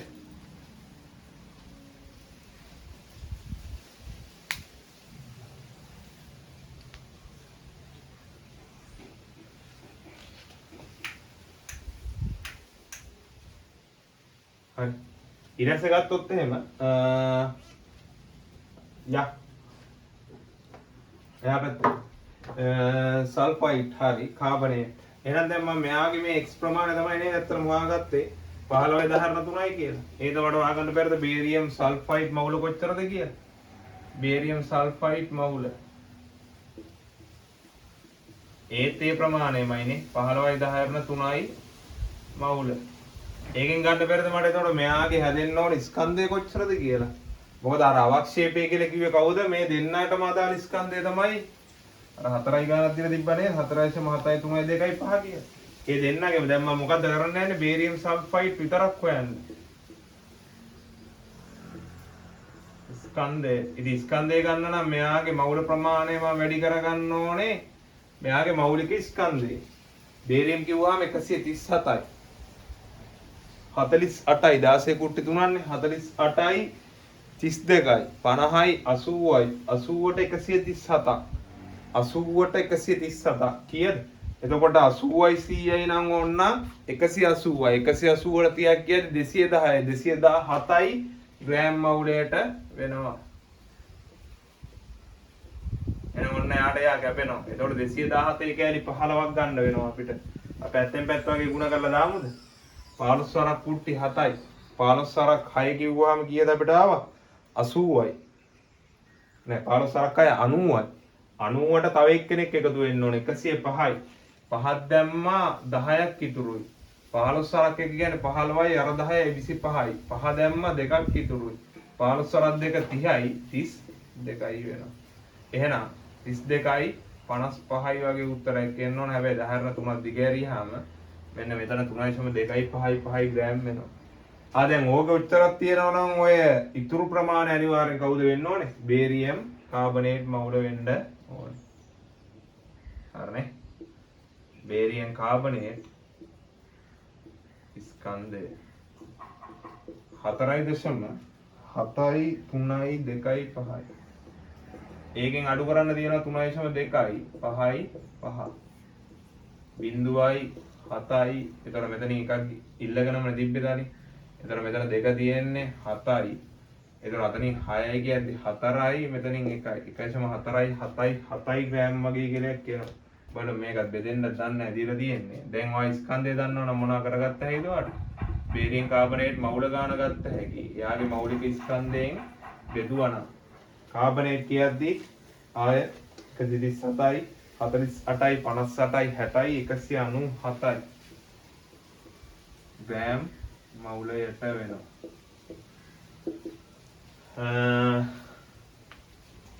බැලු බැලමට නම් එකපාර ඔළුවට එන්නේ නැහැ නේද? 200යි 200යි වුණාම අරය නිකන් 1500ට වගේලා ඉන්නලානේ තියෙන්නේ. එතකොට අපිට හිතා ගන්න කිව්වහම 1500යි 200යි කිව්වොත් 1400යි 7.5ක් ඒ මොන හරි වගේ නිකන් බැලු බැලමට නම් හරියට පේන්නේ නැහැ. කැමති නම් පැත්තෙන් ලියාන බෙදන්නත් පුළුවන් නැත්නම් අපිට ලඝු වගේ දාන්නත් පුළුවන්. අපි ලඝු වගේ පුරුදු වෙන්නත් එක්ක ආයෙ පොඩ්ඩක් ලඝු වගේක් දාගමුද? සමහරවිට බෙදලා හරි උත්තරය නිකන් වෙන්නත් පුළුවන්. අපි බලමු 14 7යි 7යි. මම උඩ එක පොඩ්ඩක් ලොකු කරගන්න. ඒ කියන්නේ 1474 බලනවා වගේ. හරි. එතකොට මෙතන 3ක් වගේ දාගෙන 14යි 7යි 7නේ 14ට ගියා 7ට ගියා 7 තියෙනවා 21යි කියලා 16යි එතකොට 94යි 96 94යි 197යි කියද්දි 2.0 වෙනවා 19 7ට බලන්න තියෙන්නේ 19 7 බැලුවාම එනවා 29 45 බෙදීමක් ඉඳ අඩු කරනවා මෙතන 9 මෙතන එතකොට අද 8 4යි මෙතන 7යි මෙතන බිඳුවයි වුණාම මෙතන 8යි බිඳුව 87යි 49 තියෙන්න ඕනේ 87යි 49 කියන්නේ හරියටම බිඳුවේශම ඒ කියන්නේ ඔගේ උත්තරේ ලෙක් ඒ කියන්නේ ඔක තියෙනවා 87යි 49න් 75යි ඒ කියන්නේ අපිට බැලුවොත් එන්න ඕනේ ඔක උත්තරේ හරියටම 1477යි 10 ඍණ 3යිනේ මේක උත්තරේ 7.5යි 10 ඍණ 3යි වගේ එන්න ඕනේ මවුල අපිට කලින් ඒක කියලා 15 ගාල් ලස්සන වෙන්න හදලා තියෙන්නේ මොකද 15 කුට්ටියක් කියන්නේ අර වගේ වුණා දෙකක් වෙනවා වැඩි පහල් ලස්සනයි සුළු කිරීම එහෙමනම් කාබනේට් මවුල වෙන්නත් ඕන ඔය ගාන නේද මම මේක මකන්නම් මේක ආයෙ මෙහෙට කරලා ලිව්වේ හැකි ලඝු දානේ කොන්න එතනම හදලා දාන්න එහෙම ගැටලුවක් නැහැ CO3 2 මවුල 7.5යි 10 ඍණ 3යි මවුල ඉතින් බලන්න කොච්චර ඉක්මනින් ලඝු දැම්මද කියලා එහෙනම් ඒක 아무තු දෙයක් නෙමෙයි ලඝු හොඳට දාන්න පුළුවන් නම් ටක් ගාලා හෙව්වා ඒක ලේසි කරන්න තමයි හදලා තියෙන්නේ ඊයේ අපිට දීපේ පරිමාණය මෙහත් හිටියේ 25යි 10 ඍණ 3 ඉතින් ඕක වුණා සුළු කරගෙන ඉන්න දෙයක් නැහැ අරකින් භාගීලා ටක් ගාලා පේන්න ඕනේ මොකද මවුල ගාන මෙයාගෙන් භාගය වෙලා තමයි තියෙන්නේ උත්තරේ බලන්න දෙයක් නැහැ 0.3යි මවුල ගාන ඩෙසිමීටර් වෙනවා වැඩේ පැහැදිලිද එහෙනම් ඔන්න ඔයගේ උත්තරයක් එනවා වෙනවා වැඩේ පැහැදිලිද ඊළඟ ප්‍රශ්න කොටස් සාකච්ඡා කරලා දුන්නා ඕගනික් 4 සමායක ප්‍රශ්නය 8 සම්පූර්ණ ප්‍රශ්නය 5 සම්පූර්ණ ප්‍රශ්නය 3 රෝම ඉලක්කම් 1 ප්‍රශ්නය ඊට අමතරව අපි එදා කතා කරලා තියෙනවා රෙඩොක්ස් ගාන ඉනෝගනික් ගාන ඉස්සරහ ඉනෝගනික් ගාන ඊට පස්සේ බෝන් හේබර් වක්‍ර ඔන්න ඔය ඔක්කොගේ ප්‍රශ්න ගොඩක් කතා කරලා තියෙනවා මේ වැඩ පිළිවෙල විතර 2026 වාර විභාගෙ ලියනකම් යනවා ඊට අමතරව මොන හරි වෙන ඕන කෙමිස්ට්‍රි සම්බන්ධ ප්‍රශ්නයක් තියෙනවා නම් මැසේජ් එකක් දාන්න ඒකත් එක්ක වැඩේ කරගෙන යන්න. එතකොට අපි පන්ති දින වෙලාවල් ගැන පොඩ්ඩක් දැනුවත් කරොත්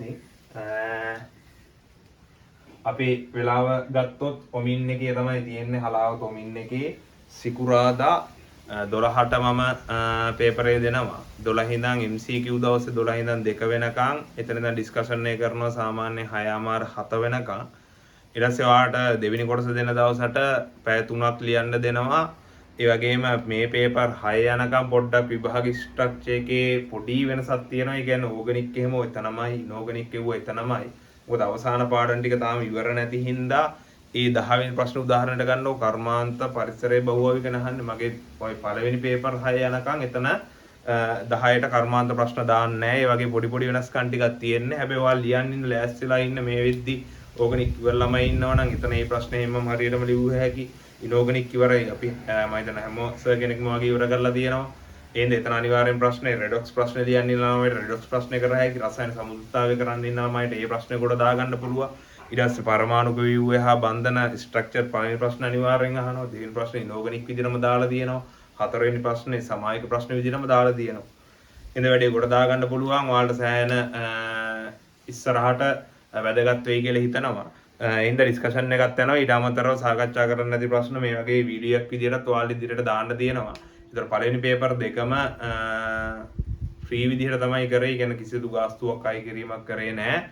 එතකොට මෙතනින් ඉස්සරහට තමයි අපි වැඩේ කරන් යන්නේ. ඒක 3 4 5 6 පේපර් ඊට පස්සේ සීසන් 1 කියලා පේපර් 15ක් සහ සීසන් 2 කියලා පේපර් 15ක්. එතන පේපර් 30ක්. එතකොට ඊට අමතරව මෙමරි රිවයිස් පේපර් කියලා 2025 කට්ටියටත් පේපර් 10ක් සාකච්ඡා කරා. 26 කට්ටියට පේපර් 15ක් විතර සාකච්ඡා කරන්න හිතන් ඉන්නේ වෙලාවත් එක්ක ඒක සහ මට හදාගන්න පුළුවන් වෙන ප්‍රශ්න ප්‍රමාණයත් එක්ක තව ටිකක් එහාට මෙහාට වෙන්න පුළුවන්. ඒ කියන්නේ ඊට වඩා වැඩි වෙන්නත් පුළුවන්. වැඩි පැහැදිලිද? ඔන්න ඔය කතන්දර ටික තමයි තියෙන්නේ. දවස ගත්තොත් සිකුරාදා තැනගත්තොත් එහෙම කොමින් එකේ තමයි තියෙන්නේ. සිකුරාදා 12ට තමයි පේපරේ ලියවන්නේ. එතනින් එහාට ඩිස්කෂන් එකත් ඉවර වෙද්දි සාමාන්‍යයෙන් 6:00 පහුවේ 7 විතර කිට්ටු වෙන්න යනවා. වැඩි පැහැදිලිද? හරි. එහෙනම් ඔන්න ඔක තමයි මට මතක් කරලා දෙන්න උවමනා වුනේ. එතකොට දිගින් දිගටම වැඩෙත් එක්ක එකතු වෙන්න වැඩේ කොහොම හරි කොට දාගන්න.